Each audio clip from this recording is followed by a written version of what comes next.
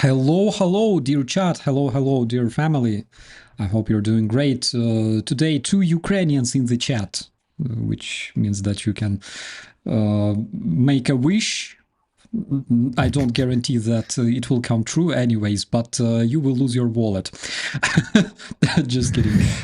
So I'm operator Starsky, and today I am with my bro Rick the Ukrainian. You're blurry for some reason. I don't know if it's my beautiful German internet or whatever. Probably it is because I have 1 gigabit. Hello, everyone. 1 gigabit. Oh my god! I had one. How much in dollars do you pay for 1 gigabit per month? Man, it's only 350 hryvnia, so $8.5, I guess. $8.5. I had something like $10. $10 a month, 1 gigabit internet, unlimited. In my home, in like the ass of the world, in Kiev, and it was good. Here it's what can I say? What can I say? So, my dear friends, first of all, I'm very, very happy to see you.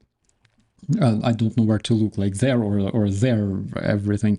Very, very happy to see you, my friends. We will talk just a bit about the recent updates together with Rick, all the recent news about Ukraine, because we have quite a few of them. And first of all, I would like to ask my bro Rick, how are you doing there, and what were you busy with?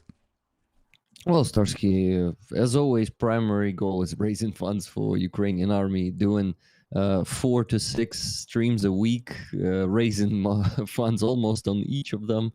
And well, my community is being very generous. And yes, I must state, lately it's a bit harder to raise funds.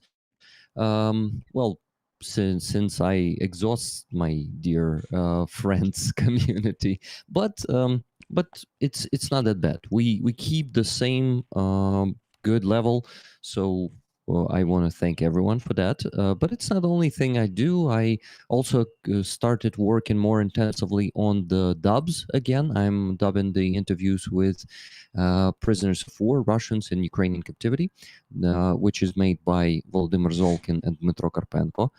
Posting it. Some of them are getting some decent viewership, but the recent one was shadow banned, and basically no one have really seen it. So if you guys are interested in those, these might be eye-opening if you want to get into the mind of some, province orc from deep Kamchatka or or some other hole in so-called Russian Federation.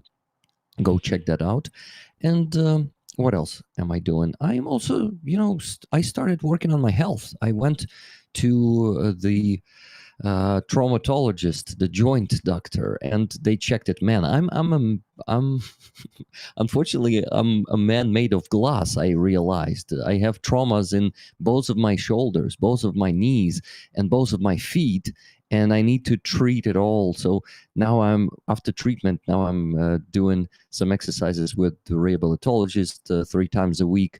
But it's really awesome. I really like it. It's like I really finally have a chance to become strong again, because when I was a teenager I was physically pretty in a pretty good shape, and I lost it in years. I was just sitting at this chair and not really doing some physical activity. So I finally started doing it again. And yeah, really looking after your health is, you realize that it's one of the most important things you can do. And unfortunately, you realize it only after 30, I guess. Not for everyone. Someone is lucky to realize it earlier.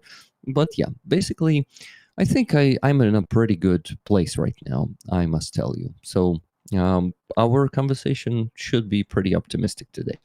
Hopefully so, brother. I hated my childhood because I sucked. My health sucked. My physical shape sucked. Now I'm almost 40, by the way. In 9 days I will be 40, and I feel fabulous. Like after, when you grow up, considering age and mentally, and then you realize that actually that's like the best age of your life. You're 40, you feel like you're 16 still, you know, and nothing changed pretty much. Yeah, besides you look fabulous, you look like a man, you don't look like a stinking teenager anymore, and everything's cool. Yeah. Yeah.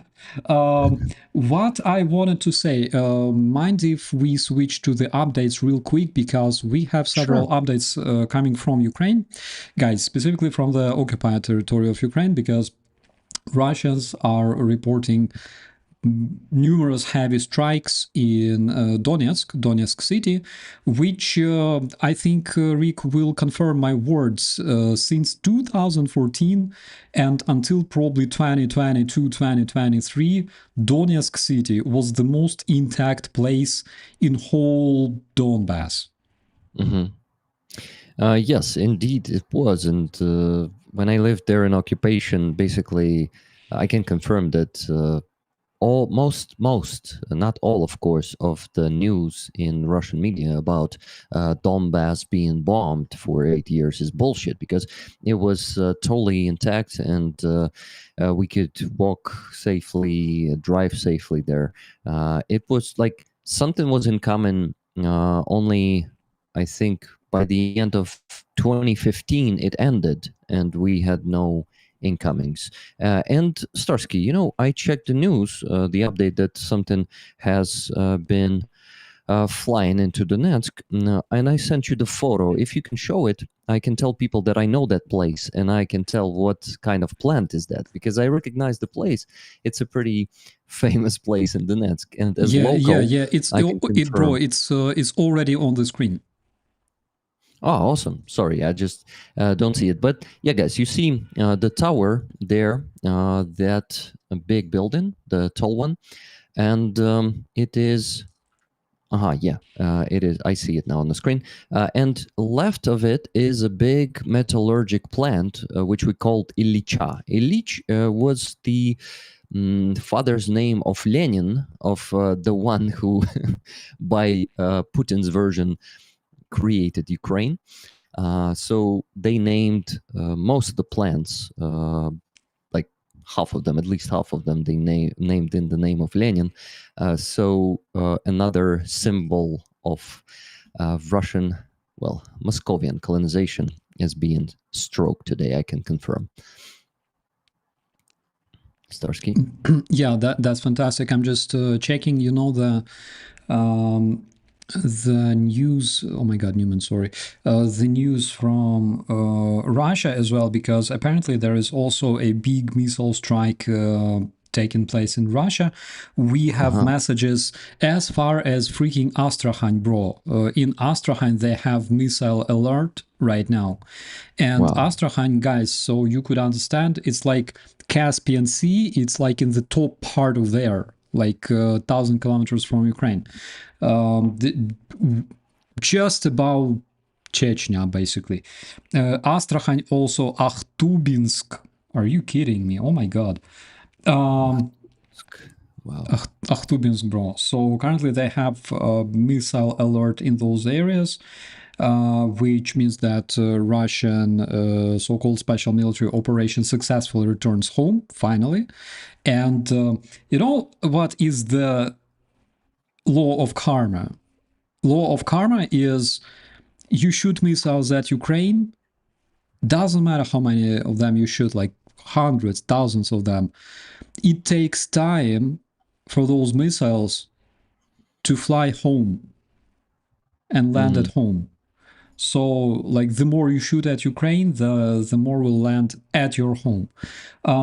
So, besides that, we also have Mr. Wonderful from Germany visiting Ukraine today. Mr. Wonderful is German foreign minister. And it turns out that Germany changed their mind regarding Ukraine's membership in NATO. So currently, Germany judging from what Mr. Waterfall was saying at the meeting with Ukrainian President Zelensky, they already confirmed that they are expecting Ukraine as a member of NATO. So they said that I will be translating on the go. So they talked about the sanctions, using sanctions to pressure Russia, the opportunities of delivering a new IRIS-T systems to Ukraine, as well as common development of weapons in Germany. Also, they will be developing military hubs and increasing the presence of German companies in Ukraine. Also, they talked about the interceptor drones. Also, they talked about the Euro-Atlantic integration, and generally we value, that is according to the Ukrainian President Zelensky, we value the solid signal from Germany that the future of Ukraine is in NATO. Hopefully, all the partners and members will be sharing the same point. So Germany, I pretty much like what's going on here. I can say that I'm here since 2024. And since 2024, there was not a single day when I would not hear the word Ukraine on the radio, actually. And you cannot compare German leadership today to what we had like freaking 2015, Angela Merkel and all that stuff. It's like day and night. It's like I don't know. I'm happy. I'm happy because generally people I meet in Germany, they are extremely pro-Ukrainian, and at least they are interested in topic. Do you have any German friends? I have a lot of German rollers who are constantly watching, coming to the streams, helping, donating. I really know that Germany is strongly standing with Ukraine. Of course, there's a huge Russian diaspora there, and I know that some people are sympathizing Russians there, even those who are who are pro-Putin, but I know that it's total minority, because what I see, what I feel is nothing like that. Like, most of the people are on our side, and Germany is, I think, in my opinion, right now, German leadership is one of the most woke. Well, this is a meme word, but in this case, we're talking about the fact that they realize that Russia is a threat for them, and that's what their who was it, Minister of Defense, the new one, who visited Ukraine today, who stated the same, that Russia is the primary threat, and Ukraine's defense and independence and survival is one of the key priorities for Germany. So it's really cool. We have a confirmation, by the way, in Donetsk that the Russian command post was hit. The command center for controlling the Russian occupational forces in Donetsk, the very central core, was hit by the missiles. So, which to me seems legit, because that's apparently where they were dislocated in that area that you named. Yep. But it doesn't mean that it was flying. I mean, the missiles were hitting the plant exactly. It could be the command post standing next to a plant, but they could also have that command post on the plant, because on the plant you have pretty good bunkers. You have all the infrastructure to, hold the defense and command posts too. Just like, just remember Azovstal, guys, for how long our brave defenders were able to hold the defense there. Yeah, absolutely. And we will talk about Azov today as well, specifically Olenivka. But before that, Russians sanctioned, and let me show it because I can, because like, why not? People will be like, you're bullshitting us with your propaganda. You cannot even confirm your words. Oh shit! I covered you, my brother. Unfortunately, let me do like this.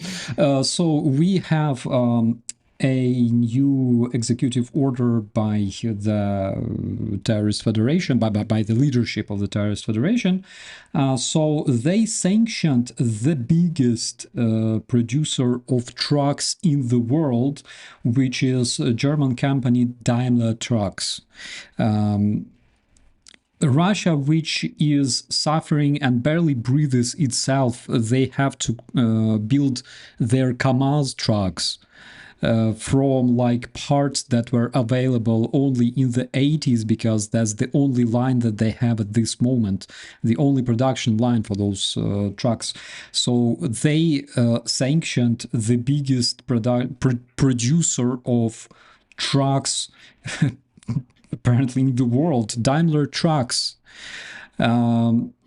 which means that they probably see Germany as their enemy number one now, not the United States, and apparently it's because of the rhetorics that we can hear coming from the German leadership, which are, by the way, very, very encouraging.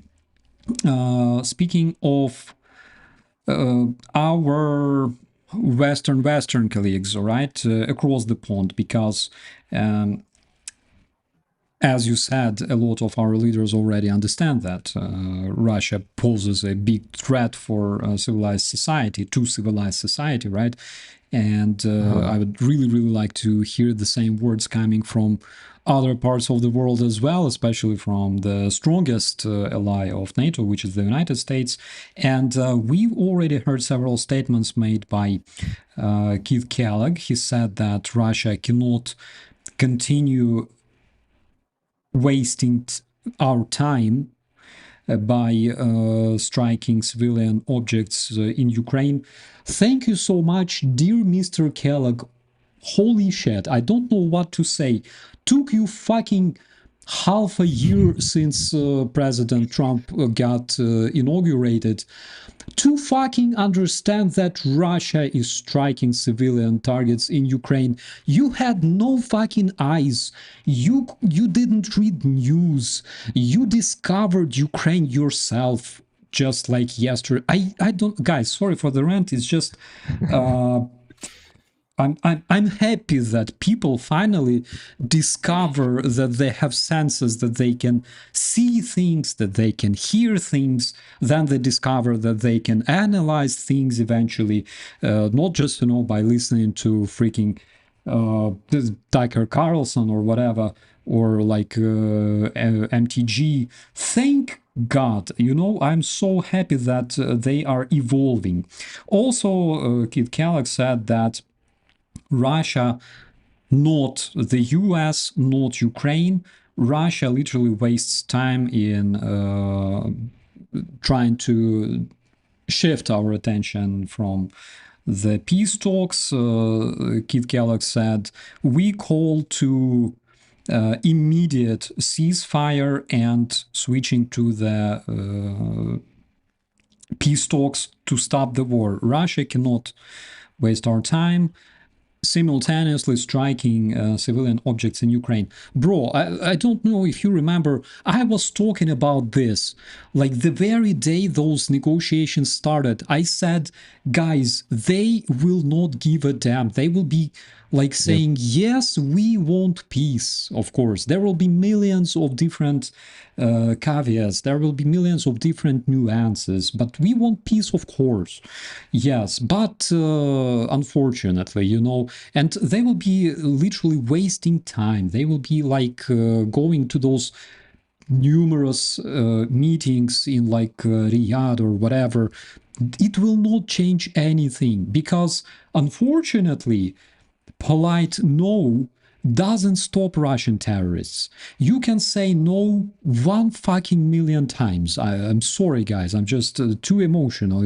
It's like they finally got freaking enlightened about the situation. Like it wasn't obvious since March, when they said, okay, let's have peace talks, and they sent fucking 170 drones at Ukrainian cities. Wasn't it obvious that they kinda don't really want to negotiate?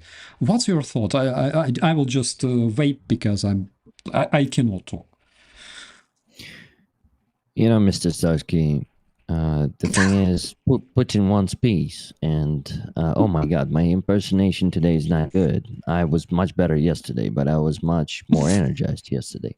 Anyway, you know, Starsky, maybe I'll try impersonate him once again today. But the thing is, I was burning just like you today and ranting a lot about these hypocrites, about Trump and his team who meet with us and start saying that we support you. We will definitely not let Russia continue this war and stuff like that. So, like, and you know, I just kind of accepted this reality. I accepted that U.S. Leadership, official U.S., is not our ally anymore, and we just should not expect anything from them. Yes, it's unfortunate. Yes, it's very upsetting, and we are. And I'm happy that our leadership keeps the contact with them and keeps trying to change the situation. And you know, we actually already have good signals today. Oh my God, Lindsey Graham, who basically can just turn around 180 degrees next day and say the opposite. But today he said that Trump already approved his idea to vote for the sanctions, new serious sanctions against Russia bill next month in July.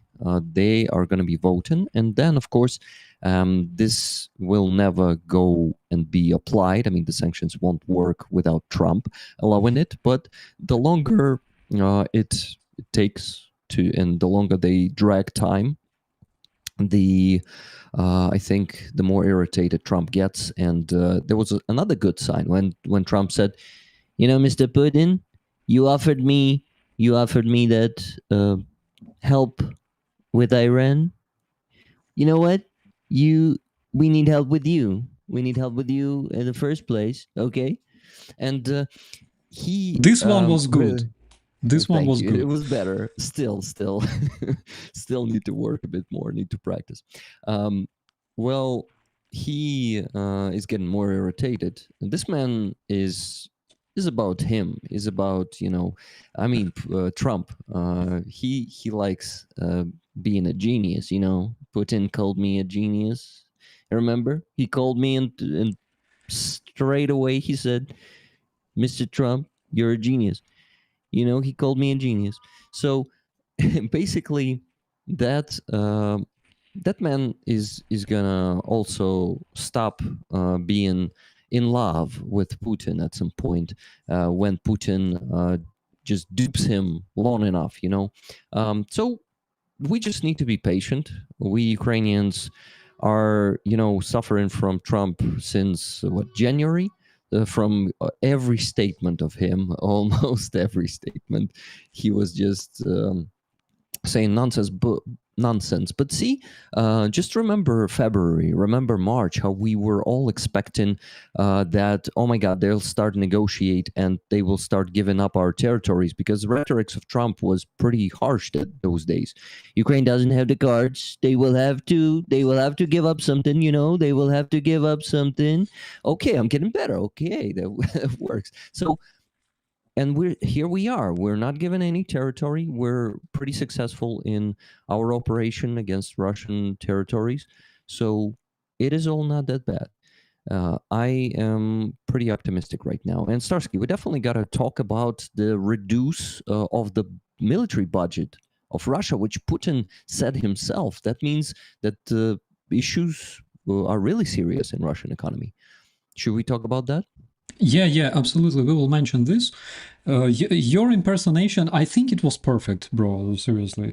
But okay, let's analyze it from cold-minded, unbiased standpoint. Okay, as much as we can, guys. First of all, I am so happy that neither me nor my bro Rick are participating in those negotiations with Russians, or we don't go to the United States, for example, to participate with negotiations with our American colleagues, because I will be probably shot there because if I go.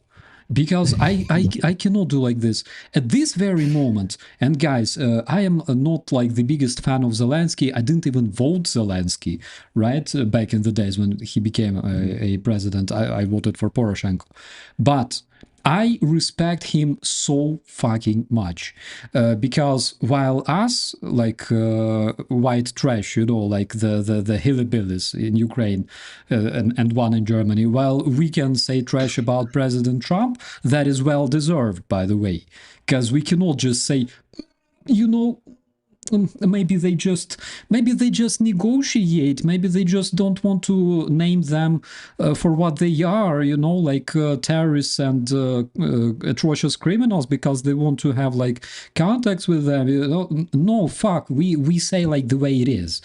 Like, you motherfuckers, you don't even have balls to call them invaders for real, because you have this stupid communication strategy now in the White House. We say we say what we see, right? But at the same time, President Zelensky is genius. He's a genius of diplomacy. I think so. Yeah. I know a lot of people will like hate me for that, especially in Ukraine as well, like my friends who criticize him all the time. But I believe that he's a genius of diplomacy. He does what he has to do, like what the president has to do. Speaking from the unbiased standpoint, President Trump is the only case in history I know. We are not talking about like early ages and tribal cultures, okay? We're talking about 20th and 21st century. So that is the only president that can literally be manipulated by ass leaking. And for example, which again, it's not funny, but it's not like I would not call it it's critical hysterical. at all. Starsky. Yeah. Look, Mark Rutte, right? General Secretary of NATO. Remember when Trump was like, well, Israel and Iran are fighting like small kids and stuff like that. And you can impersonate him much better than me. Like they're fighting like small kids, like kids fight all the time. They kill all the time. And then Mark Rutte is like, yeah, and then you like Big Daddy, you gotta, calm them down. And Trump was so happy because he called him Big Daddy. He's like, oh, that dude loves me. Yeah, he likes me. Come on. Like, it doesn't matter much to Mark Rutte. Mark Rutte doesn't lose anything, for like, briefly. He doesn't lose anything. He's a diplomat. He can do that all day long. It doesn't change anything, like neither for him nor for his like pride, like whatever. Are you kidding me? He's also genius because he understands that stuff. Putin also literally understands that stuff. He sent Trump his portrait, like fight, when he was shot.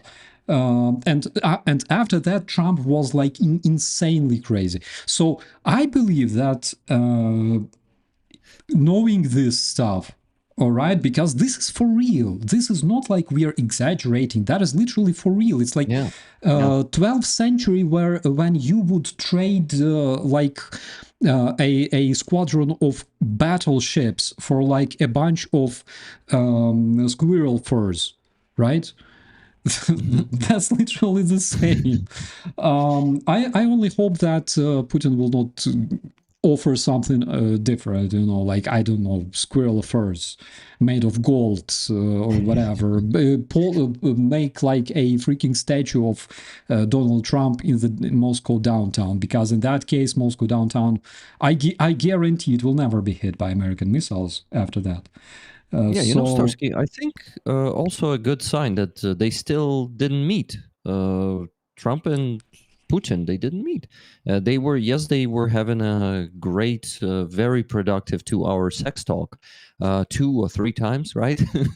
But they didn't meet, and that's also a good sign. That seems that Trump is still keeping the distance, and even though he likes that Putin gives him those flowers and candies in a hearted box. He still is not, yeah, is not that willingly meeting him. Starsky, please continue. I interrupted there. Just wanted to state this thing. Yeah, completely agree. Regarding the territories, so it's a fact that Ukraine didn't lose its territory. Speaking on significant level, right? We like the front line is still there. Like it didn't move Yep. much. Yep. And the only thing that we lost, of course, is basically Suja, and we know why it happened. It happened exactly when Trump stopped all the intel coming to Ukraine, which I would love to believe that it was a coincidence, right? I would really, Yeah. really love to believe that it was a coincidence, but unfortunately, I was a cop and I was a military. I don't believe in coincidences like that, even though they do happen. But come on, and Starsky, do you yeah, think situations like this may repeat in the nearest future, like Suja? absolutely. Because you think so? Because it seems like their relationship were much warmer and stronger back then. A few months have passed, and in my opinion, right now they are not that warm, and they actually refused to meet again with the Russian diplomats to warm up the relationship between U.S. and Russia. So at that point, they were much bigger friends than they are now. So I think this might not repeat. Well, but I'm hopeful. I tell you this of course might repeat, but the chance is now smaller. The Yeah. reason why Trump's rhetoric towards Ukraine, why they are warmer now than they were before. How do you think why? Trump's and what? Sorry, once again. Why Trump's rhetoric, in your opinion, why they're warmer towards Ukraine than they were before? Well, to be honest, I even don't have any idea because, well, I can assume that Trump is just irritated by Putin and his eyes are open and he understands that there is no other chance but starting playing against Russia. Of course, I want to believe that, but knowing Trump, really, like the man who will just be called daddy and he will just melt down from that and gonna be one. So I don't know. I really want it to be true, but I don't know. What do you think? Bro, I What's tell you your this. opinion? I will explain you very, very easily. Look, what is the Trump's team? Trump is surrounded by either pro-Russian degenerates or right-wing American nationalists, or basically imbeciles, right? That like, yes, there are smart people. I agree, of course. There's a lot of smart people, Marco Rubio and stuff, Marco Rubio, right? But generally, from what we can see, from like imbeciles like sharing their state secrets, like in Signal, Oh involving yeah. like journalists and chat, and those ridiculous things that we could observe. So that is his team. That is like his closest allies who will Yeah. never betray him. But they have their very, very own opinion on Ukraine. And this opinion generally is either we don't care, fuck Ukraine, or let's just Russia take whatever it likes because like Russia is so good, right? We don't want to be enemies with Russia. That is like a majority of opinions in his team inside of it. Look, the reason his rhetorics started changing is because more and more people started reaching out to Trump, people that have authority over Trump. For example, Mark Burns, the pastor from the United States, Mark Burns is actually one of his very, very close friends. He's a pastor. He's a holy man, and he's always also often called his spiritual mentor. So Mark Burns went to Kryvyi Rih, where those children were killed at the children's playground. And when he saw with his eyes what's going on in Ukraine, he returned, he talked to Trump, and he is now lobbying Ukraine. He said that I confess, because I don't know if you heard about it, but Mark Burns, he actually opposed the idea of sending Ukraine defense aid and stuff. And now he says, literally, America first is the idea of helping Ukraine. That is America first. If you care about America, help Ukraine. Because Russia does atrocious, horrifying shit in Ukraine. And people like Mark Burns, people like our chief rabbi, by the way, from Ukraine, he went and met Steve Witkoff, he went and met all kinds of people. He even went to the inauguration of Trump himself. He actually is the one who brought Mark Burns to Ukraine and made him see all of this. We really got to thank our chief rabbi. He did a lot for education. Yeah, absolutely. Because people who come to Ukraine, or people who speak to people from Ukraine, is it's a very interesting phenomenon, because they change their mind very, very, very, very quickly. Ukraine works very, very soberifying on people, especially people, for example, from distant countries, ignorant people who don't even know where Ukraine is located on the world map, right? They didn't, because they didn't care pretty much. But when they come to Ukraine and when they see what's happening in Ukraine with their own eyes, fucking world changes.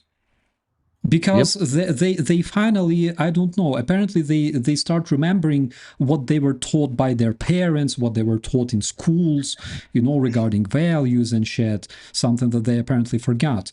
And they changed their mind. Chief Rabbi talked to the guys, to the Republicans, to all sorts of representatives. And again, it was extremely eye-opening experience to them. And that is the reason why Trump switches rhetorics. He's still surrounded by the same team that he has. There's a lot of people who support Russia, root for Putin. Some of them are definite Russian assets, like MTG, for example, and which is my personal opinion, and I completely believe this is the fact. But at the same time, there's more and more voices reaching Trump. There's, again, President Zelensky, who can literally meet him, talk to him, explain a lot of things to this man, right? And, and he will understand. Yeah, the other side of it, he's pro-Russian part of the team is drifting apart from him a bit. They have a conflict with Elon Musk, and this big, beautiful bill that Trump, that was voted yesterday, just in the first reading, right? Voted for. Elon Musk is opposing it. So basically, this is the one super pro-Russian asset that who basically has interest in Russian money, definitely. The other one is Tucker Carlson. They had a spat on social media a few days ago. Then I heard Tyler Marjorie Green, right? She is also Marjorie Taylor Greene. Yeah.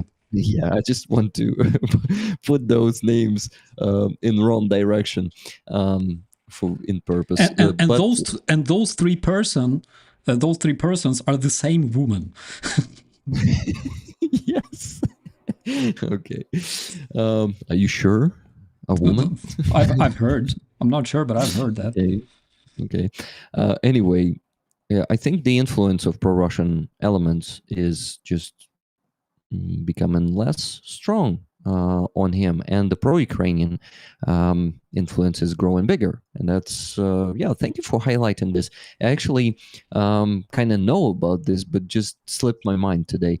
And not only he is being shown the truth from Ukraine, but the lies that everyone is constantly feeding him from those people from his team, those cynical, money-loving hypocrites who will just do whatever for Russian money. because there are a lot of them. And I mean, there's a lot of money that Russia can offer. He is becoming less dependent on those guys, and that's really good. And I think that's the reason that his rhetorics towards Ukraine changed in this way, in the better way. Yeah, So, I guess so. okay. One thing that I noticed is that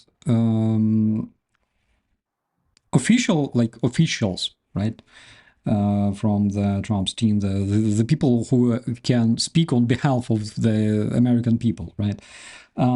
They never really accused Ukraine in such Russian using such Russian narrative as Nazi in Ukraine. But those who do, like Marjorie Taylor Greene, that's 100% Russian assets, because, like, let's be honest, those guys don't really like see anything wrong with being right, with being like far right even, right? That's why they never say anything about like Ukrainian Ukraine full of Nazi regime of Jewish President Zelensky and stuff. But those who do, those who literally retransmit this Russian propaganda, you can bet, and then you can mark my words, that those are 100% paid Russian assets. 100%. Even if they are like far right themselves, they are paid Russian assets. But we were talking about Suja, and one thing that I also wanted to mention was that recently in DPRK they showed a process of funeral. They showed a funeral for the North Koreans who died in Suja, who died fighting Ukrainian forces. And it's very interesting again, because if you remember, I think only like January, February, I think I can be wrong, but around January, February, they started mentioning the Kim Jong-un and Putin. They started mentioning that, yeah, actually there's like North Korean soldiers in Suja for real. Before that, both Huilo and Kim Jong-un, they were absolutely denying all those claims. They were like, no, like, of course, there's no North Koreans deployed somewhere like Russia or Ukraine. No, it never happened. Come on. Just like Putin was saying about his terrorists in Crimea in 2014. Same we could observe here. And now finally I have a photo actually from that. Sorry, Rick, it's again on your face now on the screen. We have a photo from the funeral. We can see Kim Jong-un putting a flag on a coughing on North Korean soldier, and basically, they recognize now that they participated in this operation against Ukrainian troops in Suja for real.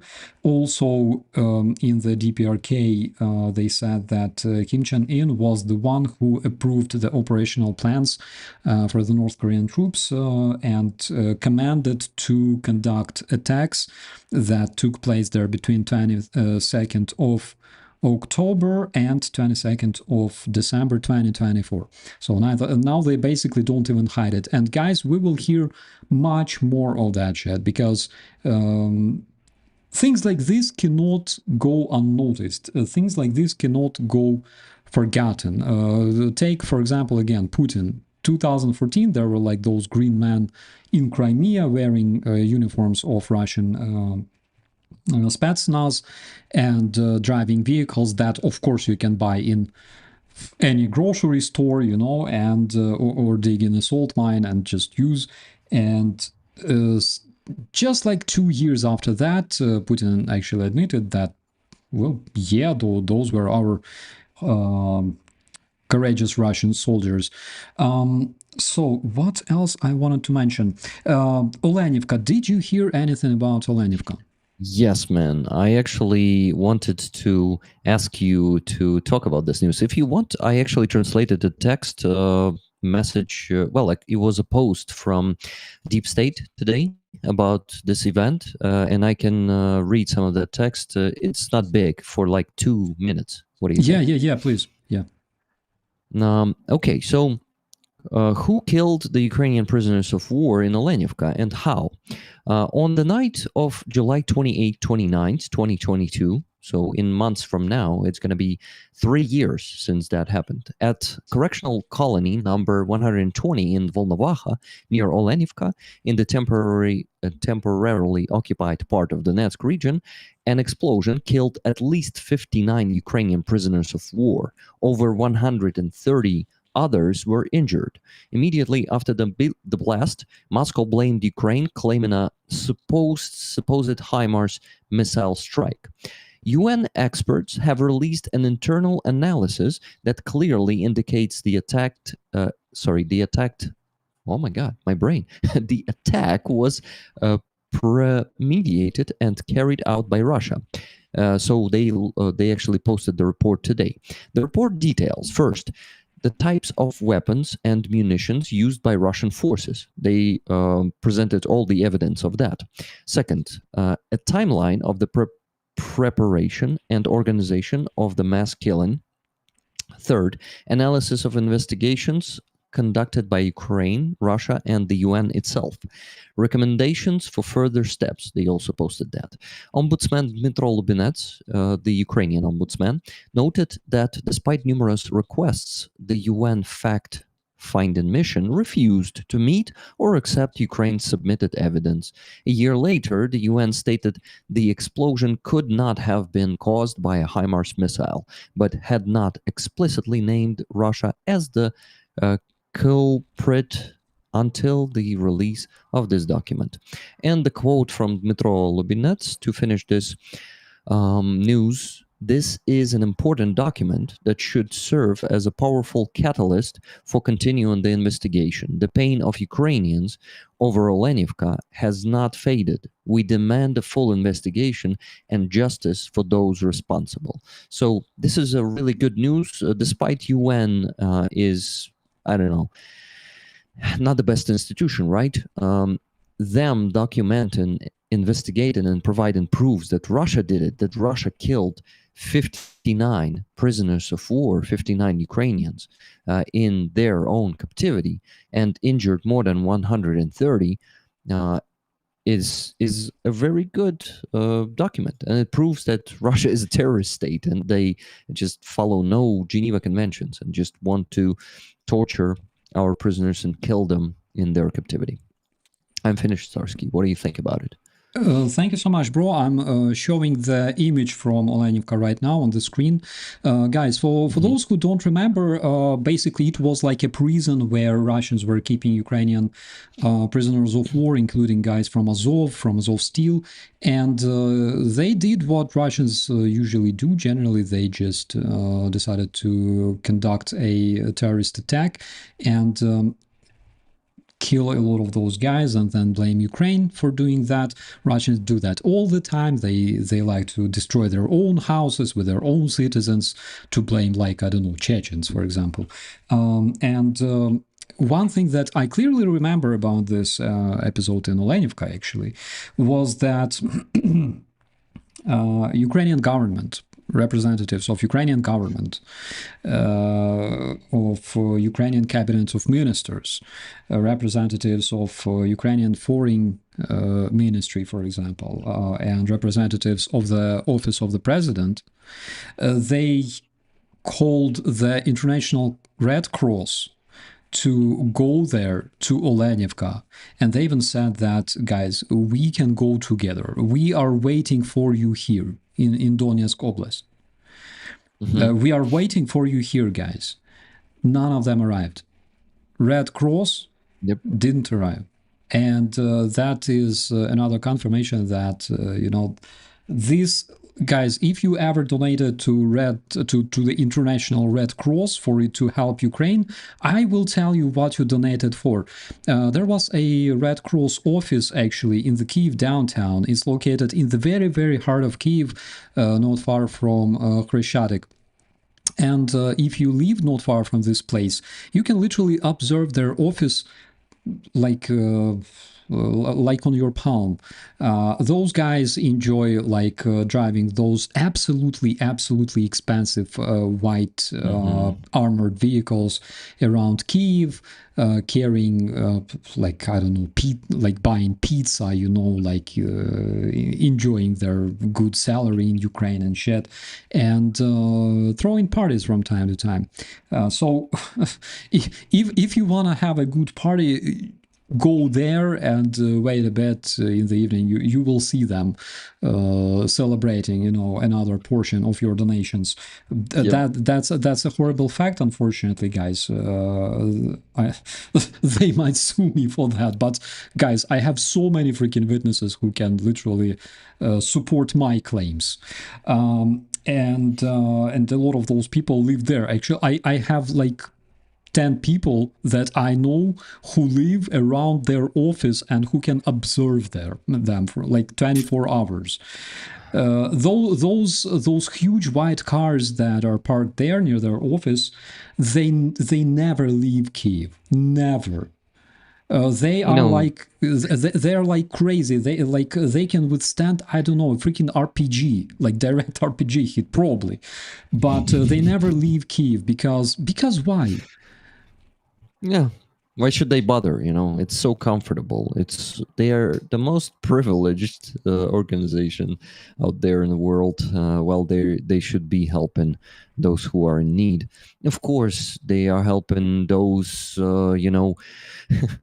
prisoners who are sitting in Israeli prisons. The Hamas terrorists. They will gladly help exchanging them, and they have so many connections between with those Hamas high officials. So it's really interesting how that organization works. But yes, Starsky, thank you for mentioning them. Starsky, when you were talking about Red Cross in Kyiv, I started a challenge there in the chat with gifted memberships. We can actually, guys, we have a chance to break the system. These memberships, they have a bug on my channel where they stop being given at some point to people, and you're going to be refunded later. Starsky is too humble to even mention those memberships, but it's a big support for him, guys. Please support his work because he's doing an amazing, outstanding work, and he is always taking it as as a hobby. I was thinking about it today, Starsky, and I see how you're doing it for your soul, for your joy. You're just really enjoying this, and you don't perceive it as work. And damn, but it's a big work. He's preparing for the streams. He's often writing scripts, guys. I think most of you understand how much work Starsky is doing to keep the quality, the top quality, I must tell you, Starsky, of your shows. So, and not only shows, the videos that you're posting. Good job, man. Thank you. And please support Starsky with some gifted memberships, as I did, Paul Deveritz did, Nikki Hill, Andres Lach, and now Possum. Thank you. Thank you, guys. You are awesome. Thank you so much, brother. Actually,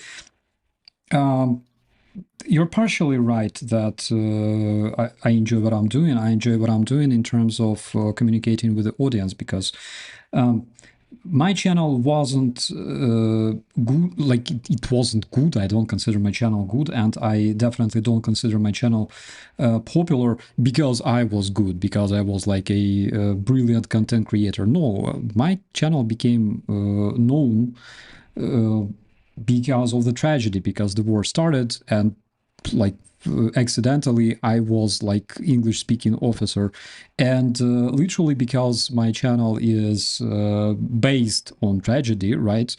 That is the reason why I don't say, guys, oh my god, support my work here. I just, humbly say that, guys, you can help keep this channel running. It's completely up to you. Doesn't mean, if you don't support my channel, doesn't mean that I will stop speaking, because I have this beautiful community in the chat there. But thanks again. And also, my dear friends, there in the description to this video, you can also find a link to Rick's cause. Is there in the description. Can you talk a bit about that? Yeah, guys, we started the new NAFA truck campaign just about 2 weeks ago.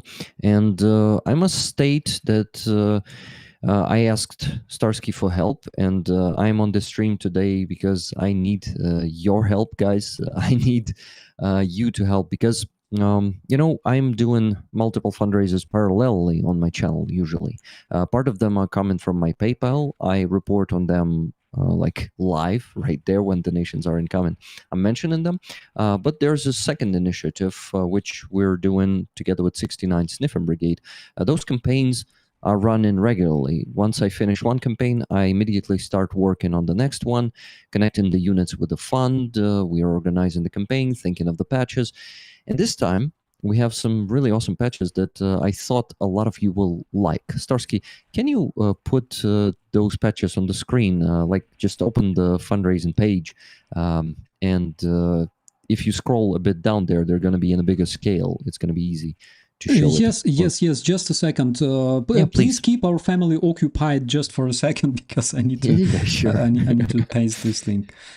No problem. So, guys, the main patch in this campaign is probably the one with Baby Yoda. But before I started this campaign, I liked to think that the main patch is in Drones We Trust.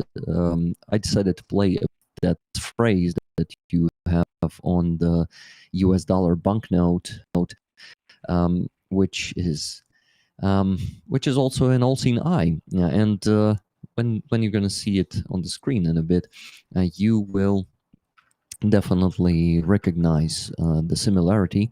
And well, drones on modern battlefield, of course, they're all-seeing eye is camera. This is the modern all-seeing eye, and this is something that is something you cannot hide from. You always so you decided to show it from this side. Awesome, no problem. It is seen perfectly. So thank you, Starsky. Okay, so yeah, in Drones We Trust, Starsky, maybe this pyramid behind the drone reminds you of something that you have seen in Donetsk Oblast when you were fighting there. The Terracons, yeah, the Terracons, definitely. Yeah, this is the Terracon, guys. It's basically slag heap that we have all around Donbass. We have it in Donetsk, Luhansk Oblast. These are the mining regions, and we have those man-made mountains all around. So we here in Ukraine, we really changed the modern battlefield, and it's not Russians. It's us who invented the FPV drone battle technology. It's us who, Ukrainian Army and Ukrainian Special Forces who committed, in this case, SBU, who committed outstanding operations like SpiderNet in Russian deep rear with strategic aviation. This technology is something that will really become history, and it's really like in First World War they invented tanks. FPV drones should be definitely commemorated with a patch. So this is my idea. This is the all-seeing eye, the modern version of it, the camera, and of course the drone. But yeah, please notice that one. But of course, there is one with borscht that you just cannot pass without noticing. The May the borscht be with you. And Starsky, do you see the transliteration? It's sh there, just like we say it in Ukrainian and we spell it. Yeah. I noticed because this is the way you say borscht. You don't say borscht. It's borscht, guys. We don't say T. So basically, it should be borscht. And may it be with you all the time, guys. I cooked that meal 2 days ago, and I just I just made a small video to encourage you.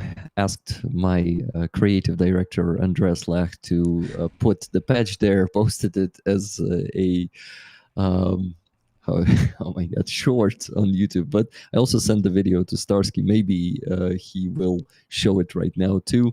But it's a really cool combination of the famous Star Wars and the most like mostly known Ukrainian dish that I'm sure most of you already tried, thanks to Starsky, because he's one of the biggest popularizers of Ukrainian cuisine around the world, especially borscht.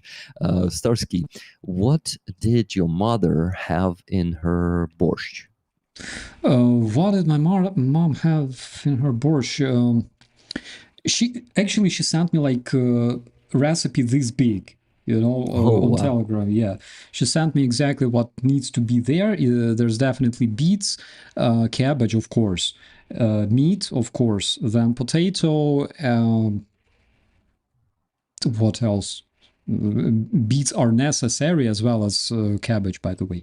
And also, some people throw beans. I don't really like beans. I'm not sure about you, but I'm not a big fan of them. I actually have thrown beans into it, and I'm a fan. And I actually like that ingredient. I improved my mother's recipe with oh my god, beans. And actually, thank you very much, Steve C. I see you say donated, Rick. Guys, join me. Yeah, guys, please donate following the link in the description of the stream. Starsky put it the first. Thank you very much, Starsky. It's the easiest way to find it. So in the description of the stream, to get the patch, you need to donate 100 euros. Yes, this is not the small money, but the goal of the campaign is huge. We need to raise 64,250 euros. And without your help, we cannot do it because in 2 weeks, back in the days, we could raise already like 40,000, but we're on 14 and a half thousand right now in 2 weeks. And without the help of superstars, and of course, I'm going to be visiting other channels to attract more attention to this campaign. There's no way. Only we Rickrollers can do it. So we need your help. Please join us in this and donate to the campaign. Get the patches. Get this awesome masterpiece. There's a third patch, and that's a Patriot air defense system, which showed that it's one of the best systems there are in the world here in Ukraine. It was basically, I think, before the full-scale invasion in Ukraine, Patriot might not even be used except for 9/11. What do you think, Starsky? Was Patriot ever used before the full-scale invasion? I wonder. Because I heard they have Patriot around the Pentagon these days, right? But was it there when 9/11 happened? Maybe you, American friends in the chat, will tell us if Starsky doesn't know that. I believe that they used fighter jets to intercept those airplanes. But as for the combat use, I think as early as the Gulf War. The Gulf War, yeah. That's probably like the last time it was used. Maybe not the Gulf War, but maybe like 2001 to like early 2000s in Iraq, when Iraq still had Air Force. Maybe like back then. Yeah. I think maybe then it's really good. It's really a good system. So of course these days American weapons might not be the most popular because of Trump, and people around the world are trying to replace the American weapons with their own right now because they feel the risk. Of relying on those systems completely, because you never know what will click in Trump's head and what he will decide with your weapons. Maybe he will just not manually. How do you call that? That function when they just stop being usable, when they can How do you call the on the distance Скажи turn off українською. function? Дистанційно Remotely. відключити їх просто. Remotely. That's the word. Thank you, Starsky. Yeah, guys, that's the proof I'm a Ukrainian. I forget some of the English words. Yeah, so there's a third patch you can get. Please support this campaign. We are raising funds for 3 units, and each of them will get the pickup truck. Actually, 2 units will get the pickup truck. The third one will get the van, and the van is going to have the workspace inside of it and going to be used for operating drones. So it's going to be like a small office, but for the pilots. That they call it, the 69th Sniffer Brigade, they call it a drone van. So 1 drone van for 118th Territorial Defense Brigade. And guys, I must tell you, Territorial Defense Brigades are the least funded by Ukrainian government, so they really need help of all the volunteers and funds than any other brigade. So you have the chance to help the guys who don't have much. And the other one, the other brigade is 65th Brigade, a separate, 7th separate battalion. You can check all the videos following the link. Just scroll down there. There's going to be 3 requests. One is made super professionally, and that's the 3rd unit we're helping. It's the 3rd Assault Brigade. They are the heavy bombers unit. So those Baba Yaga drones that are being widely used on the front line since 22. You can support one of the units that is using them. They are part of the 3rd Assault Brigade, and actually, there's a story about that. We started raising funds like 3 or 4 months ago. We started a fundraiser for a guy with a call sign Talib from that unit. And while we almost finished, we were raising funds. We almost finished that fundraiser, and Russians killed him. And money remained on his bank account, and money basically stuck there before his family will get the heritage, and it takes up to half a year. So we started another campaign for him with this initiative, and now you guys can actually help support the guys who survived that attack of the FPV drones, and they will carry on for Talib. I see a few donations were sent. Thank you very much for that, guys. Thank you. We reached actually 15,000. So we already raised around 400 euros after we started mentioning this campaign. So thank you for all the donations. And I'm really grateful, and I encourage you, the rest of you, to also donate if you have the means, because I know the world economy in many countries, well, not world economy in many countries is not thriving because of these world wars, that are happening. So I really understand. But if you can, please support this. Will be very, very helpful, because soldiers on the front line, they just they rely on this help a lot. Our government is not providing the army with pickup trucks, with vans. All of this should be done only by volunteers, and I'm one of those volunteers. And I need your help. Thank you, Starsky. Sorry that it took me almost 5 minutes, but or maybe 6. But thank you so much, bro. Thank you so much, bro, and thank you everyone who supports Rick's cause, because it's extremely important. We already had several commentaries. One, by the way, very interesting, came from Stephen Booth, who said there was a joke that Scuds were anti-patriot weapons during the Gulf War. Saddam's army used Scud launchers. Those are like basically ballistic missiles, like Iskander, for example. And Americans used Patriots to shoot them down. So he says there was a joke that Scuds were actually anti-Patriot weapons, as they were cheaper than the Patriots that were launched to shoot them down, which makes sense. Yeah, and another comment came from League Be Traveling, who asks whether we can post a legit borscht recipe on Discord somewhere. I'll probably ask Ali to post it somewhere, like on George's on Ukraine Matters channel, because do you have a Discord, by the way? Yeah, we have a Discord server. By the way, Tune Ottoson mentioned that we have a channel there that is called Rollers Fund Rollers, and people can go there. And if they cannot afford these patches for 100 euros, if they cannot afford to donate that much, they can go there and ask other members of our community who can afford multiple patches to fund patches for them. And we have people funding those for others. It's such a circle of love and care. It's so cool. So guys, if you would like to get the patches and join our Discord, you can find under my find the link to that Discord server under my every video, every stream. It's always there, so easy to find. Go on my channel and check it there. And yeah, don't be how do you call that? Don't lose hope. You can still get the patches even if you don't have the money for them. So we provide that. That's a very good idea, by the way.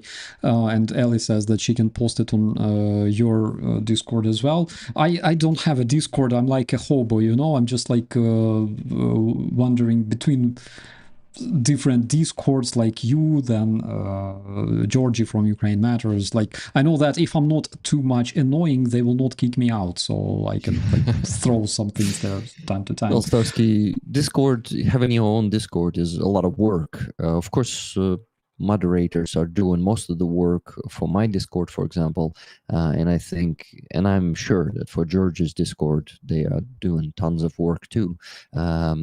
Yeah, thank you guys for helping us with that. But yeah, you already have plenty of work. You don't need the Discord on top of that, I guess. I would just stop sleeping as well. Camo asks, please recommend a unit that deserves support as a startup, not very well known, but with potential. I don't even know what to say. If you ask me, I will always say support 4th Operative Brigade of the National Guard Rubizh, HOSTOMEL Brigade, because my guys are fighting all over the front line since 2016, including this full-scale invasion. They do a lot. As for the startup units, if I hear something, I will tell you. Khartia, for example, is a good brigade that I would probably call startup because they're new. I know the command of this brigade. Their brigade commander was my battalion commander in HOSTOMEL back like in 2016. So he's a really, really like young, intelligent, and experienced person. So those guys are good, and those are, by the way, the guys who performed a ground operation unit using drones only for the first time in history that took place this year. So they might be an interesting option. But if you choose to support my brigade, for example, I will be extremely, extremely grateful to you, because those are my guys that I know, okay, that I know since 2016, 2020, those guys. So it's completely up to you. Whichever brigade you support in Ukraine, you're always doing a great job, because no matter really whom you do support, different brigades have, of course, different level of supplies. They have different command and yada yada, but whoever you choose to support, that's just a lot of benefit for your karma. I would call it this way. Starsky, maybe I want to briefly answer that question. Guys, to be honest, when you ask this question and I start going through the units in my mind, I'm like, oh my god, this unit is so cool, and this one is so cool, and this one, even if they're famous, is a really good new unit that deserves your support. But it won't be fair like to choose any unit over others. Please support all of them. I think this is going to be the best way to do it, because all that you can, of course. And I have actually an approach. I do this. I try to donate to every fundraiser that I see. I cannot afford to then donate hundreds, for example, of dollars, but I try to donate $10, $15 to every fundraiser I meet. So That's a good approach. And of course, I try to do the daily donation for Sternenko's Russaries, which is very important because Sternenko is not just providing drones for soldiers, he is pushing innovation in drone technology with his team. It's not just him, it's already a fund. And in that fund, they have a research and development team. They really push the technology, and they push innovations further, and the battlefield changes. I would say the huge percentage of the new technology in FPV drones was pushed and provided by Russories and Sternenko's initiative. So that's a very big and important initiative. If you can support that one too, they provide an option of subscription with a monthly payment to the monobase. By the way, Starsky, is it okay that I'm advertising Sternenko's base on your channel? I hope I don't see reason why you objections here. cannot, bro. I don't see reason why you cannot do that. Seriously, Okay, okay. Sternenko. I completely respect this person way before the full-scale invasion started, because like he's the dude. The Fox tried to kill him. The Fox Yep. sent assassins, and I'm talking about like pro-Russian Fox connected to mafia and like drug mafia and stuff. And they sent assassins to kill Sternenko. Sternenko took knife. He took a shot to his head, actually, Yeah. from close distance, but he took a knife and he ran after the assassins, and he made them better people, generally speaking. So I have enormous respect to this man. He's a true Ukrainian, like 100% Ukrainian man with the Ukrainian spirit inside of him. So I definitely... And he's a leader. For many Ukrainians, he's a role model and a leader here in Ukraine. And he's raising millions of hryvnias these days, every day. Like, so I think the least he raises every day these days is 4 million hryvnias, which is basically $100,000, guys. But it's still not enough, because they supply drones for more than 500 units these days on the front line. So the thing is, they also started working on the development of the anti-Shahid program, and that requires more money. And they right now have 100 million hryvnias debt for the drones they already provided to units, because they don't want units to be, how do you call that, don't have the delays in shipment of the drones from the fund. So they do it this way: they first provide the drones to soldiers, and then they pay for it in debt. So they are in a huge debt. 100 million hryvnias is $2.5 million. And unfortunately, Sternenko these days is also struggling to keep up to the goals that his fund is setting. And if you subscribe to their base, it would be a great... Actually, today, guys, because Sternenko's fund launched their base. Oh my God, it was on February, and you know that on February it's 28 days. So on 29th and 30th and 31st, they don't have any subscriptions on the base. So he was asking for people to subscribe on those dates. So yeah, that's it. That's just a historical initiative, and it will still bring more and more innovations, and you will see Ukraine committing just fantastic operations, just like the Spider Net and others. And those trains on Russian territory, Starsky, how do you like that? Trains started burning almost every week on occupied territory. I can tell you that they were burning actually a lot previously. We just didn't hear much about them. But this phenomenon in Russia, self-igniting trains, they became like a trend. We have several comments from Lisbeth about the Red Cross and L. Anderson about Azov. Guys, we will address those questions later just a bit because we have a question from It Wasn't Me. Can you please ask Rick how he feels about food? Still working on the thesis that all Ukrainians are passionate about food. Bro, can I show that video with Borscht, please? Yeah, please do. Okay, guys, this one is for you. Hi rollers, I decided to cook borscht today, and with this beautiful Ukrainian meal, I want to encourage you to donate to our NAFA truck campaign and get the awesome May the Borscht Be With You patch. Please help us raise funds for Ukrainian army, and may the borscht be with you. Brother, I can literally smell it. You know, it's as if I'm standing there and like, oh my, I'm drooling. Now I gotta do something. Maybe you gotta go grab some snack. What do you think? Actually,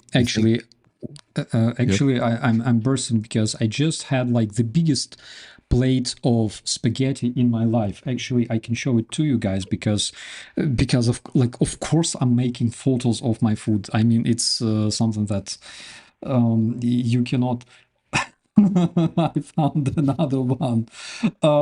Okay, so this one I made just today. Again, looking at it, you may probably ask yourself, like, what the hell? Like, spaghetti, come on, like, tell us something we don't know, right? Why did it fail? Come on, do it another time. Yeah. But on the other hand, guys, what makes this spaghetti special is that it's just so good, all right? So I added a bunch of mozzarella. The meat that you can see in this spaghetti is basically chicken doner with extra spice, extra black pepper, genuine Italian tomato sauce made of real tomatoes and with Italian spice, Italian weeds. And there on the right, in the right corner of this picture, of course, you can see some greenery that I literally like, you know, I don't even care about it. Like I don't even touch it, generally speaking. What about you? Do you like food like I like food? Oh my god. Starsky, of course I like food like you like food. The problem is I'm on a diet for a month now. Since I not only started talking about start treating and thinking about my joints, I also checked my cholesterol and it's high, and I better I better stop eating McDonald's. So I totally stopped eating McDonald's.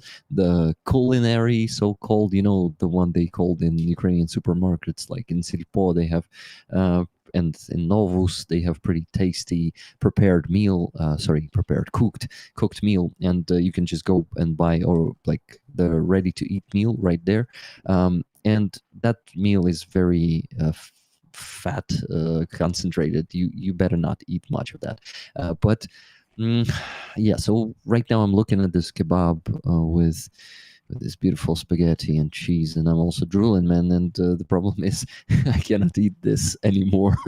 Of course I can like spoil myself once a week with something like that. I can still eat this, but I'm trying to keep diet more strict, at least for the first few months, to check if my cholesterol will depend on that, because it might be some different reasons, you know. And yeah, I'm just trying to figure out what's the reason. So thank you, Starsky. That's enough talking about that, because I would want to go and grab something that I cannot eat right now. We have already criticism from Dana from Kiev, who's watching us right now, and she says that Rick's borscht is not red enough, bro. Shame on you. Shame on you, brother. Well, the thing is, in Ukraine, we have hundreds and maybe thousands of recipes of borscht, and each mother cooks the perfect borscht. So, Dana, I may say the same about your borscht. It's too red, okay? It should be orange, like my mom's borscht. That's the perfect borscht. Oh yeah, it's like I don't know. We need we need some kind of consortium, like which borscht is the proper borscht, because generally, whenever you go in Ukraine, you have like it's very specific, like local borscht. In some Yeah. areas, they literally cook like green borscht all the time. They don't recognize red borscht. In others areas, and by the way, guys, if you never tried the green borscht, you gotta try because it's so good. Oh yeah. Yeah, borscht with beans. Again, some people like beans. Me, not really. The coolest borscht is the hetman borscht. I think I explained the recipe in some of my previous videos. Is a borscht where you drop, I think fish, must be fish. So you cook it with fish initially, with like pike. Okay, cook it for some time. Then you take the pike away and you drop chicken, and you cook it with you continue cooking it with chicken. Then you pull the chicken away and you drop like rabbit, and you cook it for a while with rabbit. Then after a while, because everything that the meat contains remains in the borscht inside. And then in the end, you drop pork, then you drop beef, and in the end, what you have like this absolutely crazy mix of flavors inside the single borscht. It's just so amazing. Of course, it takes like a whole day to cook it, and you'll probably, I don't know, like die from starvation just looking at it or have a heart attack. But it's completely worth it. Oh yeah. I never tried that one, by the way. I need to know where I can try it. I need to find it because you just made me want it to eat so bad, Oh my God. eat it so bad. And yeah, Starsky. Guys, you right now you can see two starving Ukrainians, which happens all the time, like, you know, because when Ukrainians meet and like have a cigarette or beer, like in the end they always talk about food wherever they go. Yes, guys. Also, Rick, brother, we have several more updates. So in Luhansk Okay, now, doke. there's incoming missiles. So it was in Donetsk, it was in Astrakhan, it was in freaking Akhtubinsk. Oh my God! Now it's in Luhansk. So in Luhansk, we have incomings. We have actually videos of massive fire. Oh my God. There is a drone attack. There are fires reported. Russian air defense works there. So Russians are currently hysterical. They say that the attack that was performed at Donetsk, it was performed using Storm Shadow missiles, but the experts that actually know how they look like and how they sound like, they say that they were not Storm Shadow missiles. Most probably they were either Neptunes or something like that, maybe something like Sapsan, the new one. But that's the recent updates that we have at this point. Also, I'd like to address several commentaries. Lisbeth was asking about the Red Cross. Was Red Cross ever filmed? It was actually, and I know people who have those records, and I know people who attempted to record when they had like the party. It was like last year actually. They had a party in their like backyard with barbecue and everything else, you know, in the middle of Kiev and shit. And they actually attempted to record them, but they noticed that and ran away. And L. Anderson asks, I know they don't give information about the latest exchanges, but how about the Azov fighters? They don't seem to be included in the sick, wounded, and under 25 all for all. Bro, do you know any details on the Azov fighters? I know some details, but I cannot share this information. So I will just tell you guys it's not that bad that you think. So just please stay patient with this initiative. I mean, like you see now, we don't tell to publicity. I mean, Ukrainian officials don't tell to publicity how many people were exchanged in this recent 7 exchanges, where they exchange everyone for everyone. And we must give credit to Trump for one good thing that he's already done for Ukraine. If not him pushing Russia would not agree to pull out the card of prisoners of war and would not be exchanging them 2 times a week these days. This is fantastic. In like last year, I never thought I will see something like this. Exchanges are happening almost 2 days. And guys, to be honest, there's also it is also it's not a problem, but there's such a side effect that I stopped being so happy as I was happy before for them. Like, you're getting used to this. It's like Russia's oil refineries and ammo depots burning and exploding there. First, we were really, really hyped about that. We were rejoicing every morning, like we were so happy. But now we look at this every day. Something is exploding in Russia, and we're not even considering it's something outstanding. We got used to it. So I encourage everyone, remember how much we achieved in these 2 years. And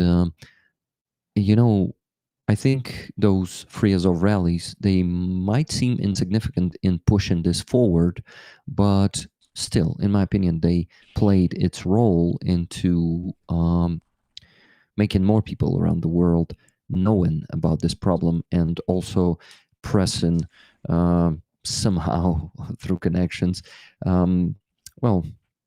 pressing maybe Trump, maybe Russia, international community is pressing them too. So this is happening these days now, and I'm really happy for everyone who came back. We actually, Starsky, we have it's a really cool story on Free Azov. I have 2 family members of the captives. Well, actually, they had their husband and brother. One woman, Halina, she had her husband. They were not even from Azov. They were from 109th Territorial Defense Brigade. They are from Mariupol, so that's a territorial defense of Mariupol.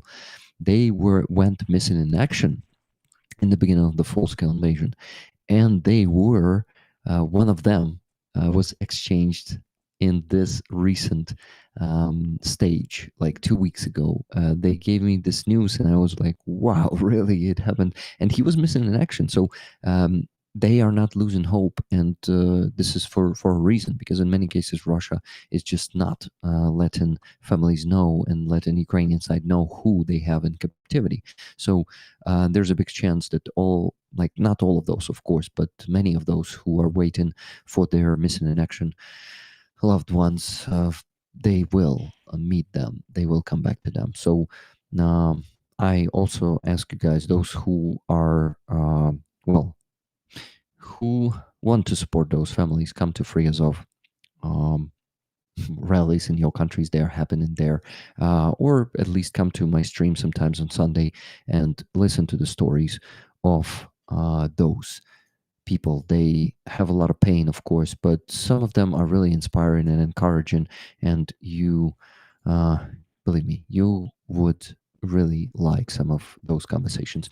Okay, enough advertising my streams, my Free Azov streams, but I just think it's an important, very important topic, which is painful, which is loud, because everyone is honking there, and sometimes it's hard to watch that. But still, something really good comes out of it, and we meet fantastic people there. So thank you, everyone who is supporting that initiative. And Andreas says, Rick, you are documenting so many stories for history there as well. Yeah, Starsky, once I met a girl who was 14 years old in 2022, and she was walking out of Bucha in the first day of its being deoccupied, and she has seen the bodies lying on the ground. She is the witness of Russian war crimes, like first-hand witness.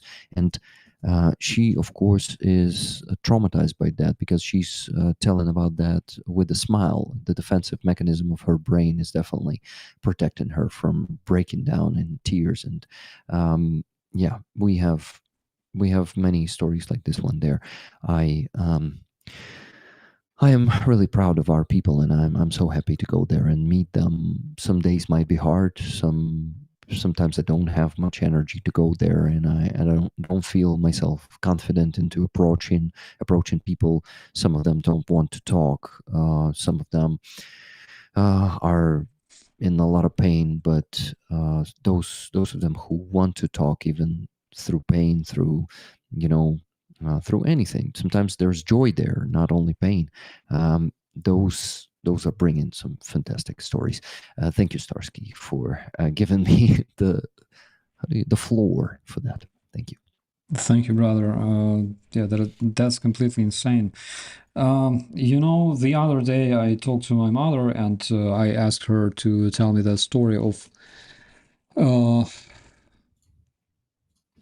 her father, her grandfather, because to my surprise, I don't know much about my mother's family. I know that we have like a lot of gypsy blood there, and which unfortunately I cannot become a white Ukrainian Nazi like by definition. I have a lot of gypsy blood in me.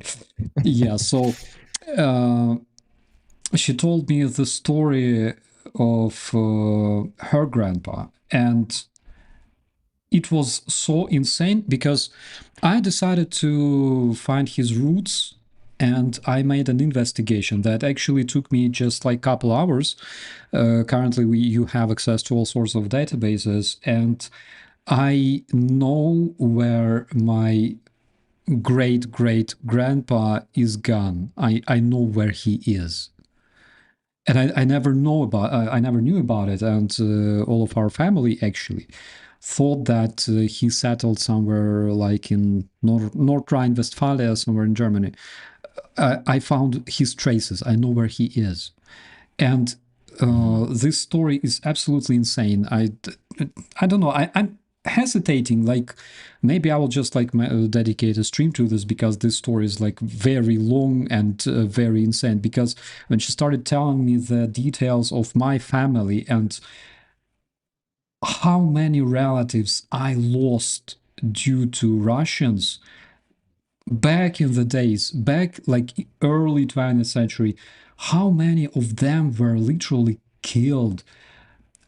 I was sitting there listening to her. I was like, I felt like crying, my brother. I felt just devastated. And then after that, I was like, okay, there's a hope that if her grandfather still remains somewhere in Germany, maybe we can find his traces. And I found his traces, but it wasn't anything that, wasn't anything like I was looking for. So, guys, let me know if you want to hear that. Maybe I will have a stream like, I don't know, tomorrow. I And would love to hear that. So please make a stream. okay, brother, I will, because it's insane. I have documents, I have like pictures, and that is just something nobody could expect. Actually, it's. I will do Yeah. that. I will do that, bro. I will do that probably tomorrow. Ukrainians suffer too much from Russians, and I think in almost every family there will be stories like yours.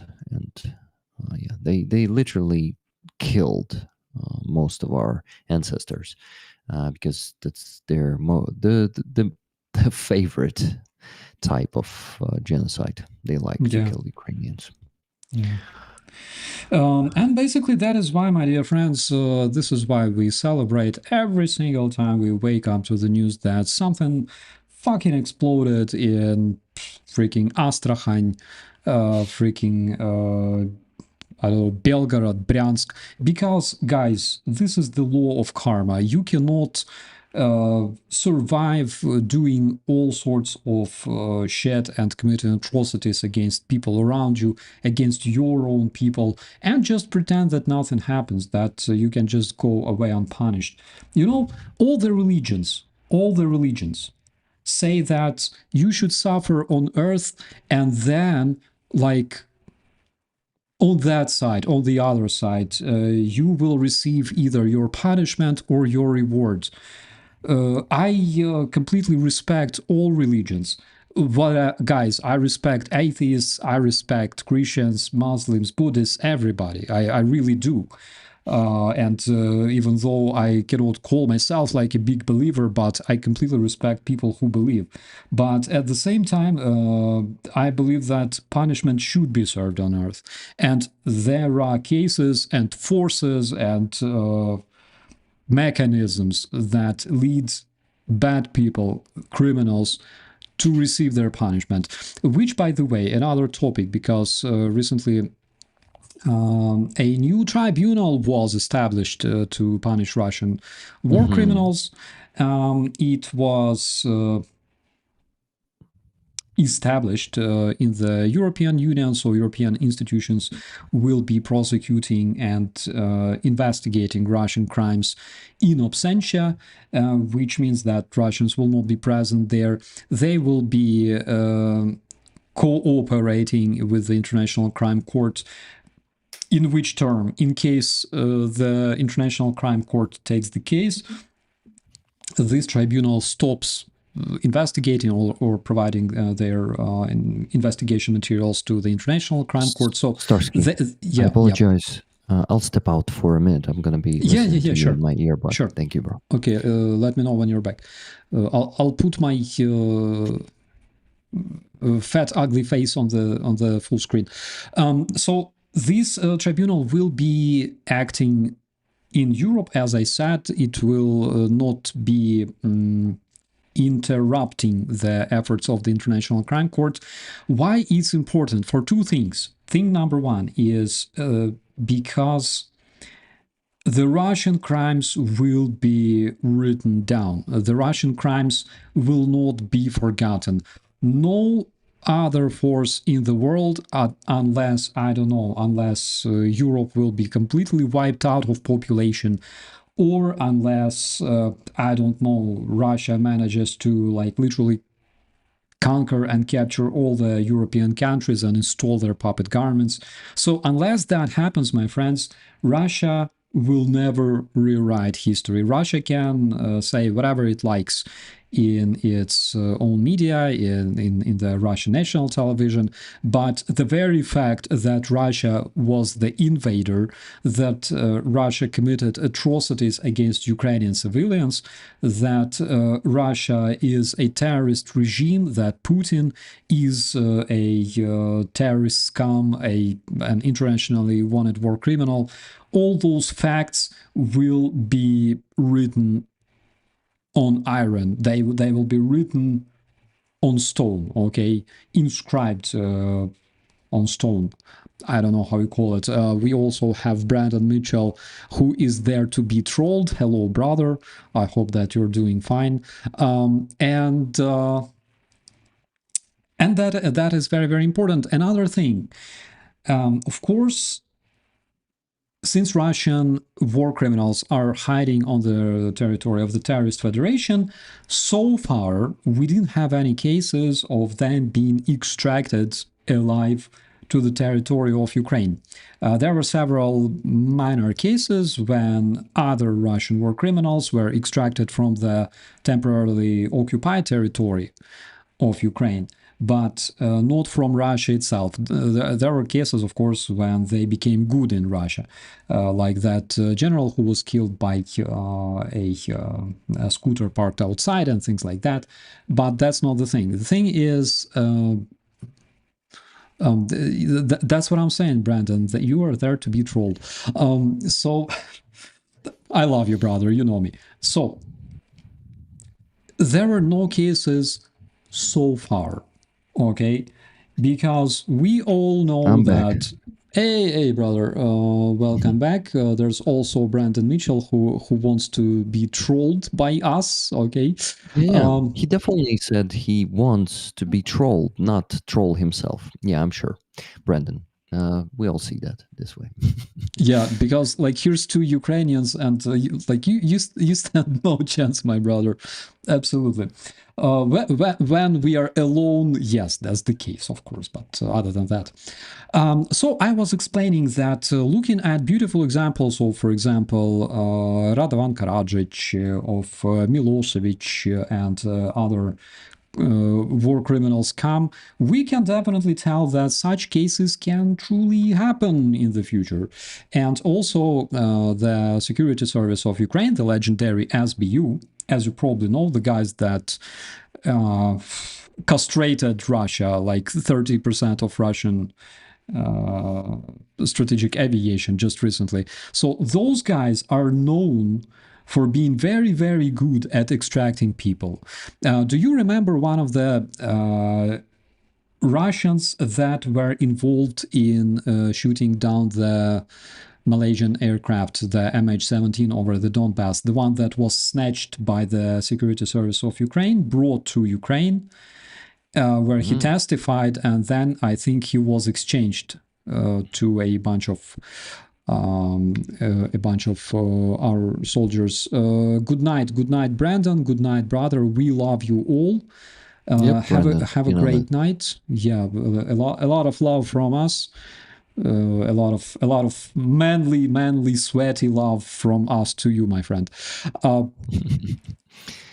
That was one of the Brandon, cases. Yep. yep.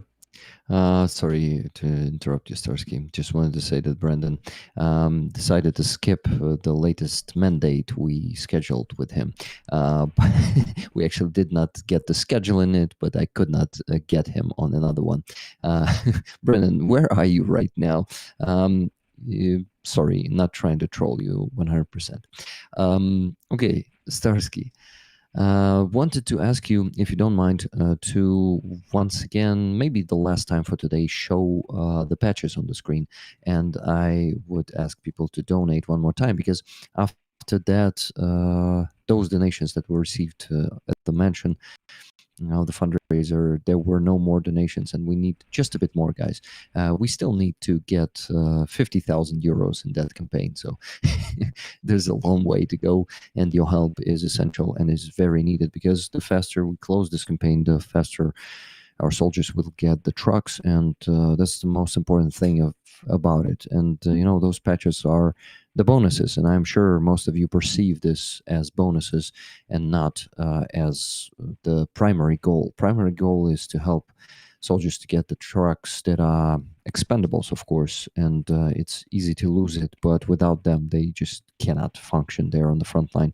So please support that campaign by donating through the link that Ellie just posted in the chat. Ellie, thank you very much. You will see all the details for this campaign, to what units it goes and how to get the patch. Spoiler, you need to donate 100 euros for one patch, but if you cannot get that, if you don't have the means to donate that much, we also have a interesting initiative on my Discord server called Rollers Fund Rollers, where other community members just provide patches for those who cannot afford them. So don't lose hope. Thank you. Oh my God! Every time I start, okay, every time Starsky, sorry, but I gotta state that every time I start talking about this fundraiser, people drop from the stream, like they leave, and then they come back once I stop talking about it. How does it work? Thank you for showing them. I don't know, bro. But you're doing an amazing job, because this is what you're good at. I'm not good at fundraisers at all. However, guys, if you want to support my brigade as well, please check out HARMATA Volunteers and help my brigade. You can literally do that very, very easily. So I can see here on my screen, currently it's very hard to transfer this very video from here to the computer, but I can see a lot of freaking fire in Donetsk. Науково-дослідницький інститут кольорових металів. You know what I'm talking about.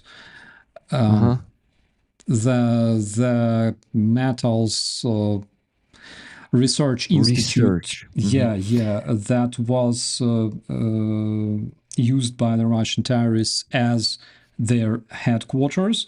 And also I can see a lot of fire in Luhansk right this moment. And we also see that in Mykolaiv there is missile alert. Brother, there is a possibility that soon it will be in Kyiv as well, so you gotta watch out. By the way, how can you describe the change in the Russian attacks compared to what we had, for example, last year? Was it a question for me? Yeah. Then you need to repeat it. Sorry, I was distracted by the chat. How can you compare the scale of Russian attacks on Kyiv now versus what we had in 2024, 2023? And also, how can you compare the capacity of Ukraine's air defense protecting Kyiv right now? I must tell you that Shahid drones are becoming more effective, and they now are speeding up when they approach the target, and it's basically impossible to shoot them with machine guns and with those як зенітки англійською. Flag guns, flag guns, yeah, probably like the ones like Jeopard systems. Yeah. So it's harder to hit them with those guys. This is why I often can hear lying in bed, I can hear Shahid drone is just flying. They like, I hear the buzz, I hear and then they shoot at it, and then at some point the shooting stops, and but the noise continues. It is sounding like and then it speeds up a bit and hits the target somewhere. So it's a big challenge for us right now. This is why we need to totally regroup from these types of air defense systems to the drone air defense system. We already have at least 3 or 4 different anti-Shahid drones that are effectively hitting those down, and their price is around like at least $2,000, and some of them may cost $5,000. Interceptor drones, FPV type, digital ones, pretty good and effective, but the problem is the price. And well, the Ukrainian governmental machine, the Ministry of Defense, is very slow, and it will take at least half a year for them to fully like order, sign the contracts, then for the manufacturers to produce those drones and finally hand it over to the military. It will take a lot of time. This is why we really I don't know what we can do with that, but donating at least time to time to Steranko's fund, if you didn't do it yet, will be a great help to that, because they also are focusing on that these days. Well, man, I can tell you that our attacks on Russia became more massive, just like they sent 3 times or 5 times more Shaheeds. This year, we sent 5 or 10 times more Luty drones, those. Luty, I think it's like the... Furious, yes. The Furious drones. The effectiveness of those is also under question sometimes, because we are hearing reports also confirmed by some of the Ukrainian guys like Steranko too, that sometimes Russians are destroying most of those drones, but it's not everything we have. We also have some new drones that are being used without being publicly highlighted. And we also have our ballistic missiles that were effectively used. It's still not that many of them, but I'm sure that program is much stronger and more developed than you may know. So we already have our own Ukrainian ballistic missiles. And believe me, guys, it's only going to be growing. We definitely, with the help of our partners, thank you so much to every European country who invested into production of our FPV drones, of our long-range drones, deep strike, we call them here, and of the ballistic missiles. I know that Denmark started that initiative, and many countries are joining in these days, and it's just fantastic. And Europe is really invested right now. Of course, not all in, because Europe needs to,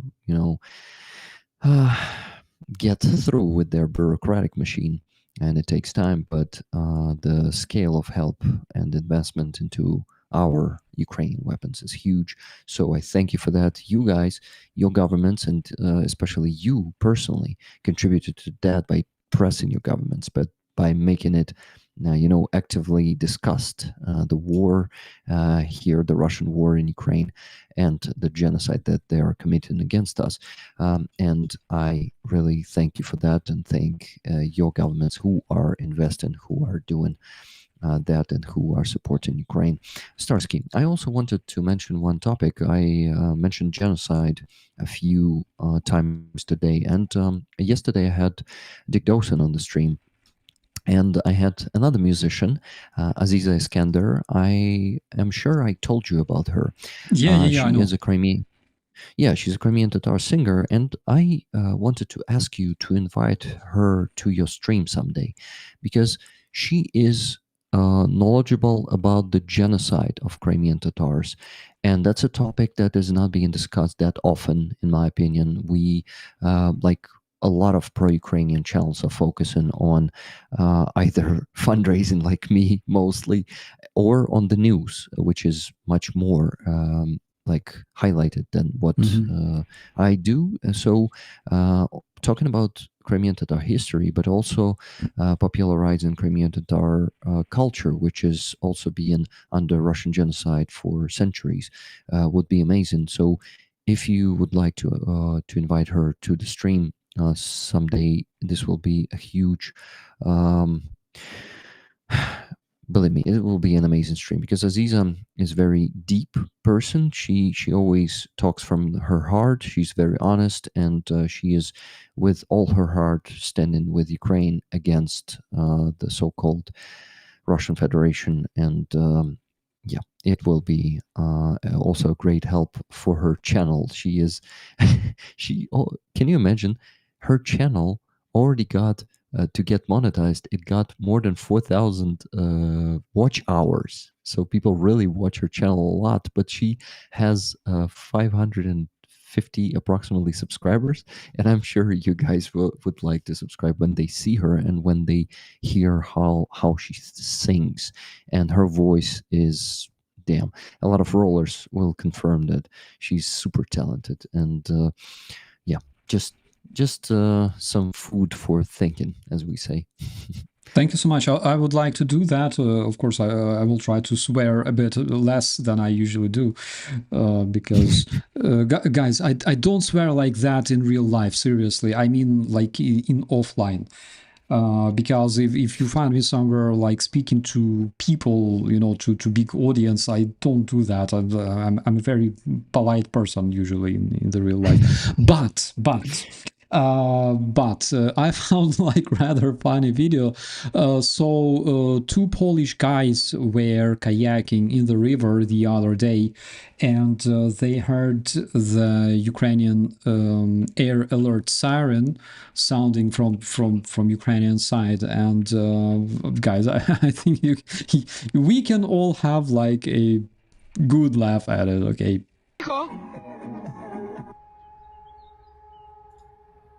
Nie pierdol, że wojna! Zawracamy! Nara! Nie pierdol, że wojna, my na kajaku! Pierdalamy na krzyżówki, pa! Nie uciekniemy! To nie uciekniemy! Kurwa! Ja pierdolę, żebyś ty miał tyle siły w drugą stronę, kurwa. The guys hear the siren and they go like, holy shit, the war, holy shit. And they start like kayaking back, and the dude who makes the video, he's like, oh shit, we will not make it. Yeah, pierdolę. I love Polish people so much. They're so cool. Kurwa. Oh my god. You Oh my know, god. Polish people really went through a horrible night 2 days ago, 2 nights ago. I remember they had sirens. They had to really lift up their aviation. They really were already ready to use all the air defense systems. It was such a stressful and horrible night. I heard that from some Polish people. Yeah, nothing comparing to what Ukraine is going through. Yeah, sometimes I also use sarcasm. Yeah, guys, you won't believe it. I'm just, but yeah, sometimes I do. Yeah, it's one of the interesting things, by the way. So you know that Mr. Nawrocki, Pan Nawrocki, won the elections in Poland, and we actually hoped that Polish people will make like a different choice. Obviously, because his opponent was pro-European, he was, more friendly towards Ukraine. However, it turns out that first thing that the Polish new president did when he got elected, when he won the elections, he talked to President Zelensky and he said that Poland will always be the closest and best Ukrainian supporter and ally. How do you like that? Sorry, man. I again distracted myself with the chat when the question arrived. I heard everything but the question. Please. How do you like that? How do you like this? The fact. The fact that. So he was known for being Eurosceptic. He was known for not willing to see Ukraine. Yeah, the one won. Yeah, Karol Nawrocki. So he was rather like not the best friend of Ukraine. Let's be honest. But then he wins elections and he speaks with President Zelensky and he reassures him that Poland will always be supporting Ukraine. I actually missed the news that Zelensky talked to him and he said that Poland will be supporting Ukraine. We will see how many farmers will be protesting on the borders. We will see how many times they will be starting the topic about the history between Ukraine and Poland and about those bearings and how Ukraine is not allowed to EU because we did not respect the historical heritage, all that stuff. Time will show, because saying that Poland will stand with Ukraine forever and actually not making it harder for us to be accepted into EU and to be, like equally respected in the European Union and being really friendly partners without all giving us all that shit. So yeah, I'm going to be hopeful and optimistic here, but of course, considering that politician was not really pro-Ukrainian before, we have some anxiety here a bit. Look, I'm reading this at Ukrinform. It comes from the X from Zitter from Twitter. So President Zelensky congratulated Nawrocki with winning elections in Poland. And Nawrocki replied to him. He said that the future Ukrainian-Polish relations demand not only good dialogue, but also solving the different historical issues between our countries, which, again, to me, it's a completely brilliant thing.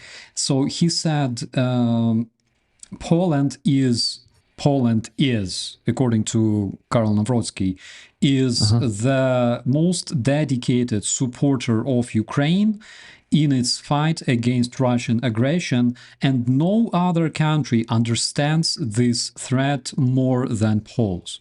He also said, and I hope that we will keep working together for our mutual benefit to fix the issues of the past and building the mutual safe better tomorrow. That's what Karol Nawrocki told to President Zelensky on Twitter. Okay, thank you for informing me about that exact statement. It sounds pretty good. Yeah, sounds very hopeful. Thank you, Starsky. Yeah, absolutely. I can literally, when I see messages like that between people, between like presidents, right? I can see future actually. It's not like, fuck you, 500% tariff, like Mm-hmm. 10,000% tariff because like you don't want to become a 51st. You don't have the cards. Yeah, you don't have cards. No, guys, you have to respect each other. That is the basis of everything, my friends. That is the basis of safer tomorrow, of better tomorrow.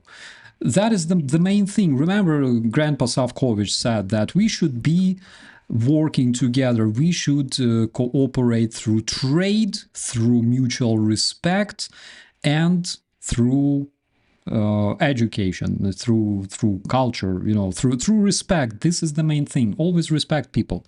If you don't respect people, then what the fuck are we talking about? What kind of future are we talking about? Yep. By the way, Starsky, one thing I also wanted to discuss with you is the Russian-Azerbaijani conflict that is starting for the last 2 days or 3. Yeah. Yeah, can you please tell more about it? And yeah, or maybe I can tell about it. Let's discuss it anyway. Yeah, bro. So according to my information, the Russian crime enforcement services in the terrorist federation, they started committing genocide against Azerbaijani population. I know that they have killed several Azerbaijani nationals there. And obviously, President Aliyev canceled all of their mutual whatever events they had planned together with the terror Russia, and he condemned Putin, widely known around the world as Huilo. He condemned him for doing that. But it's not only about Azerbaijan, because Armenia also decided not to go to the my God, what you call it in English? The Organization for Mutual Security and Defense, whatever they have that between Russia and Kazakhstan and like post-Soviet countries. So Armenia also rejected the invitation because they had to send their representatives to the meeting of this organization, and they decided not to go. Instead of that, they decided to meet with the European representatives, which means that Russia is losing like Armenia, it's lost Syria, and basically Putin will soon, I don't know, maybe like drink vodka together with Khamenei, Yanukovych, and Bashar Assad. Assad, yeah. I really like to see how Russians are always shooting their knee in external relationships. So basically, what happened there? How did you call them? Criminal law enforcement, crime enforcement. Crime enforcement. They basically came to home to a few Azerbaijani and tortured them there and killed some of them. And they made it like public information. Then their propagandists on national TV channels started saying that it's not enough and that they should really give hell to all Azerbaijani living in Russia for actually no reason. And Sternenko assumed that might be the reason that Azerbaijani did not just swallow that plane that Russians destroyed. The Azerbaijani plane last year, they shut it down with one of the air defense systems and did not even apologize for that. And since then, their relationship is going much worse on official level. And so probably that was their like excuses, right? That's the typical Russian way of giving excuses for something bad that they did. They decided to kill a few Azerbaijani on their own territory, and then also even try to intimidate Azerbaijan even more. But Azerbaijan is showing pretty awesome feedback. They today they arrested two FSB agents who were undercover of Russian so-called television channel in Azerbaijan, which is called Sputnik. So they basically, their special forces broke in that office of that propagandist media, and they arrested the tops, not just some clerks. They arrested the, how do you call that, Головний редактор, Chief editors, yeah. chief editor and his deputy. So basically, they arrested two, and they accused them in being FSB agents undercover, and which they always are. Starsky confirmed that everyone who claims to work for Russian media in any country is a fucking FSB agent. Yeah, absolutely. And we already have, by the way, commentary from Jim from Florida, who says that we hate Putin in Florida. Using this opportunity, dear Jim, I would like to pass my sincere greetings to the famous Florida man, whoever he is. But I've heard that he's a very famous person. So please pass my regards. And also, yeah, we have commentary that Simonyan was born Armenian, evolved into an evil, cruel Russian bitch, which again, I can completely confirm. Yep. So it is really good news that some countries are not just, swallowing every shit that Russia has given them. They are fighting back and showing good examples for others to not be afraid of Russia, just like Ukraine is not afraid of Russia. So I'm happy to see the news today, and in the last few days, the news overall were good, except for the deep state. Of course, you go there and you see that situation. Actually, by the way, we must state that Ukrainian army were able to stop Russians in Sumy Oblast because the situation was critical there when they were breaking in deeper and deeper into our territory in Sumy Oblast. But then Russian army stopped them. Russian army was stopped by Ukrainian army. So it's really good news, at least on that direction. And overall, I would say that on Pokrovsk direction, Ukrainian army is really doing a good job in terms of holding Russia, and Russia is spending huge resources there and sending thousands of their cannon fodder to storm the positions. Yes, on Novopavlivsky direction, we have right now a very seriously bad situation. Deep State explains all of that, and I recommend that media, because they are not just media, they are in contact with most of the units on the front line, and they know real situation.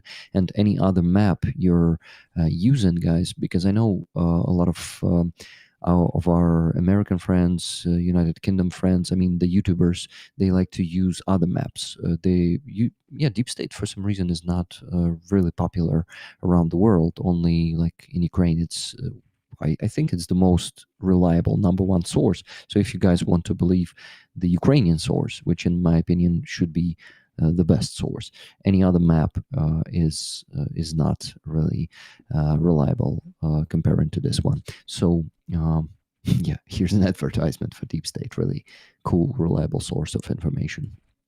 Yeah, it's absolutely amazing resource in my opinion. Everybody should use it in case they need to find some of the most recent updates from the front lines, and generally even the ISW always uses the data coming from the deep state Russian as well. Telegram channel.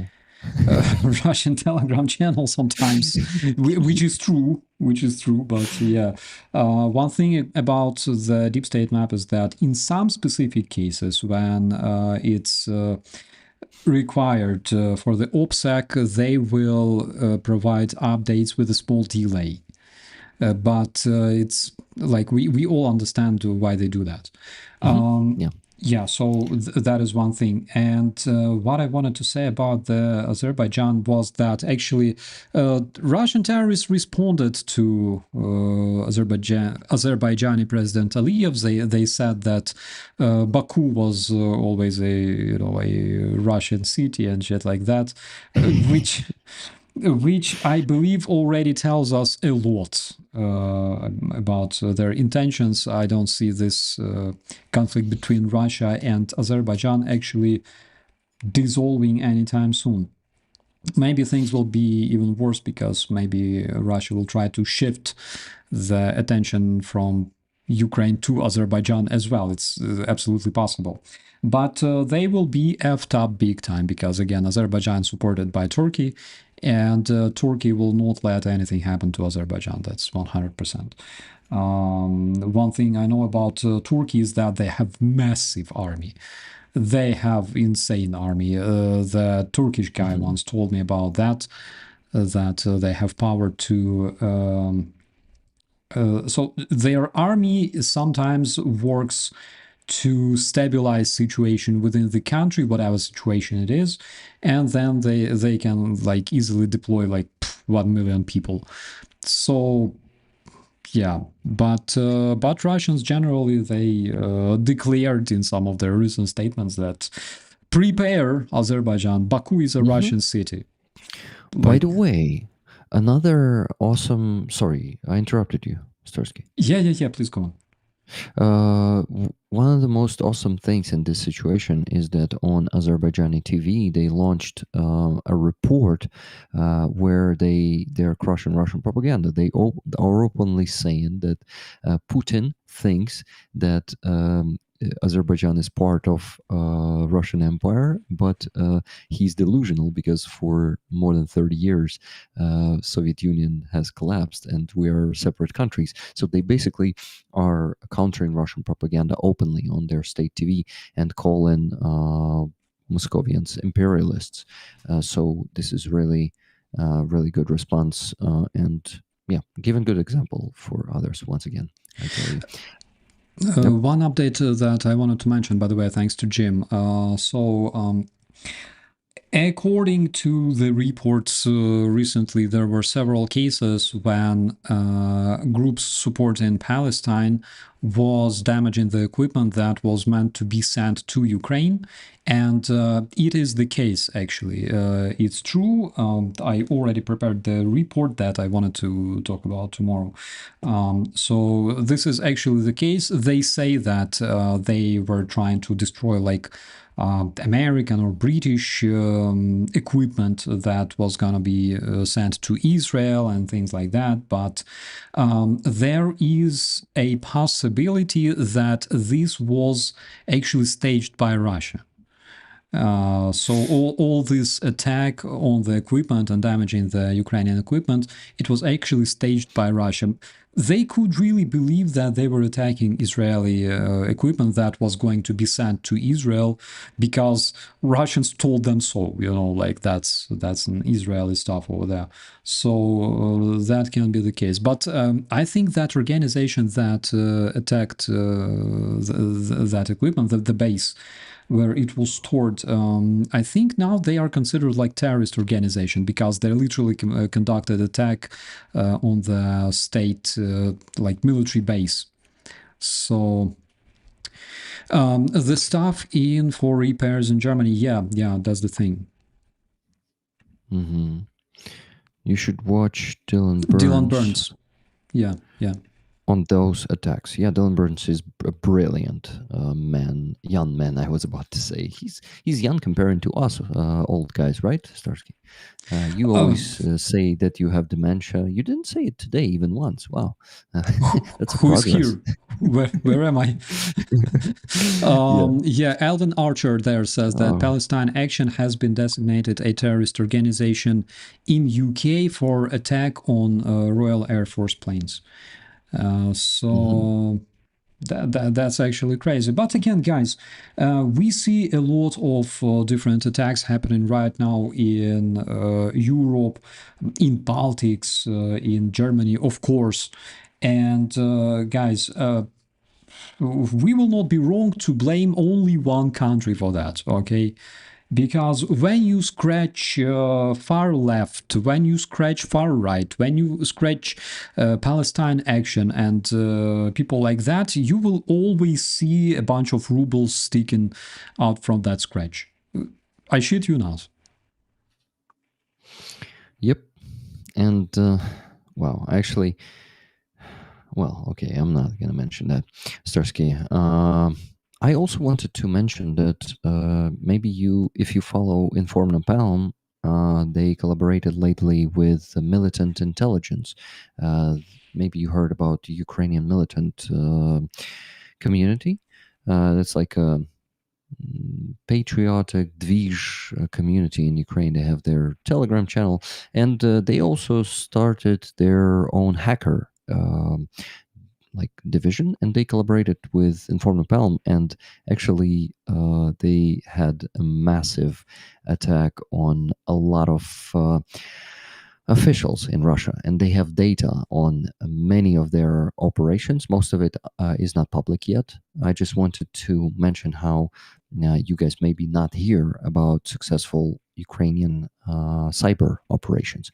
We also have oh my god, there's a number of that division, but I forgot the number. Many Ukrainian hackers actually united into a so-called cyber division. It has the number, I just forgot, like something like 205th. And they are hacking Russia badly, like deeper and deeper. And we got a lot of data on a Russian military complex. This is why you basically see that many attacks happening on Russian territory almost every day. It's also thanks to our hackers. So I want to give the big shout out to all the Ukrainian cyber warriors out there working for that. And Ukrainian militant plus Inform Napalm, two amazing communities who also do that and really making Russian asses burn there. And top officials, like they once again hacked the shit out of Dmitry Medvedev, and also of some deputies in Russia like Babakov, and there was oh damn, what's the name of that one?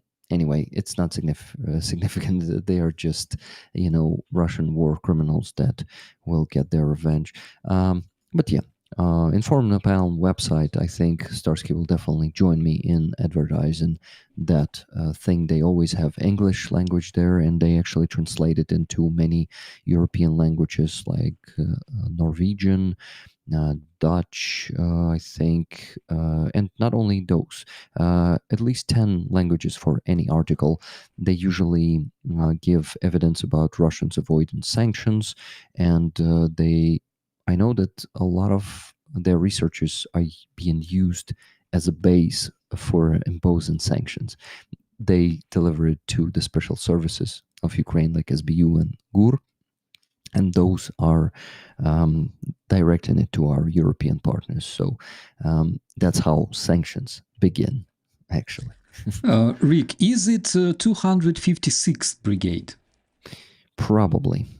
I'll try to find fast, but it was not a brigade. I think it was cyber division, they called it. Or like 512 or 1024th, you mean like, I got what you mean.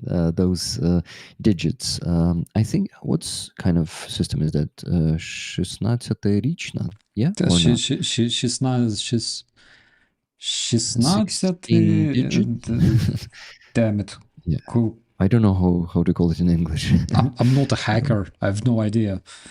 I only play Microsoft Flight Simulator. That's what I do max. Yeah, but researched the topic of Ukrainian hackers just a bit. We had this amazing IT army. We have Cyber Alliance. We have Anonymous. We have all sorts of really, really cool guys that really F up Russian system.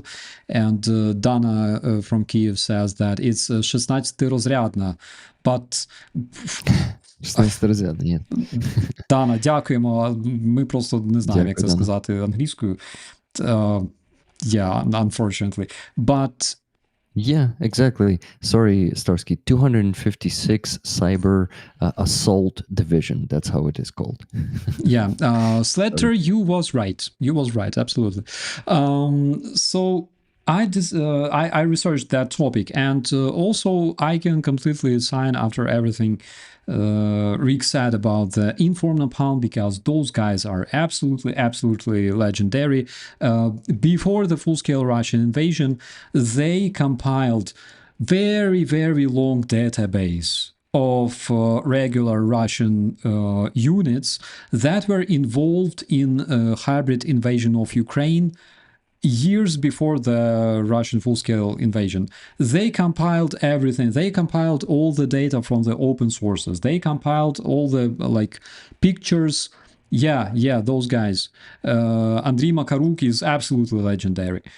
They compiled all the data from Russian Vkontakte, all the Russian social media, Russian soldiers making selfies, like regular servicemen. Dana says hexadecimal. Bro, we are stupid. We always learn something new. Thanks High for five, brother. Yeah, thanks for people like thanks for people like Dana. Thank you so much. Thank you, Dana. So Inform Napalm did all that. I remember way before the full-scale invasion, you would visit their website and literally lose yourself in all the data. Every single Russian brigade or Russian division, every single Russian unit, where it operated in Ukraine, exactly which time, who were involved, Russian servicemen, names, dates, everything. As a former cop, I could just applaud them. They were absolutely legendary, and what they do today, again, it's absolutely amazing and fantastic. So guys, please join those guys. Please check them out. It's Inform Napalm. It's one word. They have amazing database of Russian fakes. They have investigations done together with other organizations, Bellingcat and joint investigation team that was investigating the MH17 downing. So they have all that on their resource, and you will not regret if you visit them, my friends. Oh, wow. They actually have on their website right now the latest article. Was it the latest one? No, not the latest one, but they have like a map of the sanction avoiding connecting, this huge board where everything's connected, like on that meme, and the guy is like, yes, this. So yeah, guys, really awesome information. Go check it out. It's very orange website. That's how you brother, can you please copy paste the Ellie already did that, copy paste in the chat. Yeah Ellie, awesome. thank you so much. Ellie. Yeah, thank you. Guys, one thing that we completely forgot is that it's freaking 2 hours and 25 minutes after this stream began. I know that for Rick it's like nothing. Rick can talk for like 10 hours straight. I am not that powerful yet, but I know that there's a lot of absolutely. But I know that there's a lot of our dear members of our family that are in the chat that want to go to bed. Tomorrow me too, will be. To be honest. Yeah. Generally speaking. So, brother, you gotta be safe tonight, because there might be another threat of Russian strikes. Do you have a bomb shelter somewhere? I never go there, brother. Of course, there is a basement in my house. but I live on a pretty high floor, and I just don't see the reason. I'm a bit reckless, to be honest, and I mostly stay in bed. Sometimes if it's super loud, I just go to the bathroom and sit there for a bit and then go back to bed because I know the cases where people were killed when they were going to the shelter, and yeah, I'm just a bit of reckless. That's it. So I apologize for giving the bad example. Don't be like me, guys. When you're in Ukraine, go to the bomb shelter when you hear the siren. But to be honest, I know the cases when you guys come to Ukraine. Some of you have already been members of my community. They stay here for a few days, and they just on day 3 or 4 they stop going to the shelter. Just act like Ukrainians. Bro, Dana from Kiev says, because no metro on Tроещина. Yes. Exactly. It's an inside joke, my friends. That's an inside joke that we will talk just a bit later. But generally speaking, like, you spend time teaching people, like, guys, there's air alert, go to the basement, save yourself, don't be stupid, okay? And then you meet, like, insanely brave people, like my brother Rick here, who doesn't do that, It's like I'm telling you guys, don't smoke, okay? It's bad for your health. I'm not brave. I'm just reckless, and some may call me a bit stupid, but no, I don't think I'm stupid. I'm realizing the risks. Okay, I want to thank everyone who donated today, who was active in the chat. Thank you so much. We got, after that second call for donations, we got 2 or 3 more donations. So we raised around 700 euros today on this campaign.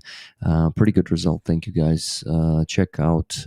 It's the first link in the description of the stream. Would be awesome if you go and donate more there. If not, that's totally fine. I did my job today. I did my best. Thank you, Starsky, for helping me with this. We also had pretty awesome conversation. And though I didn't sleep much tonight because I was streaming for 5.5 hours yesterday, and I slept for only like 6 hours tonight, I still had pretty much energy today and didn't forget to talk about so many topics, not only about fundraisers, because on my streams I mostly encourage people to donate for 5 hours straight, and I just don't talk about the news much, don't talk about the politics. So it's really good opportunity to come here and really have proper conversation on how Russia will lose this war. Thank you everyone for helping us to fight Russia, to let our soldiers have enough protection to basically contribute into saving their lives. This is very important. Thank you for supporting Starsky today. If anyone wants to buy the last minute gifted memberships for Starsky, I will appreciate it. He will definitely appreciate it too, without mentioning it, of course, because he's super humble. But it's a big help for him. And well, Starsky, once again, you're doing a great job. Thank you for inviting me tonight, and yeah, it was a pleasure to hang out. Sorry if I interrupted you sometimes, or I didn't listen to you when you asked me questions, but most of the time I listened to you. Believe me.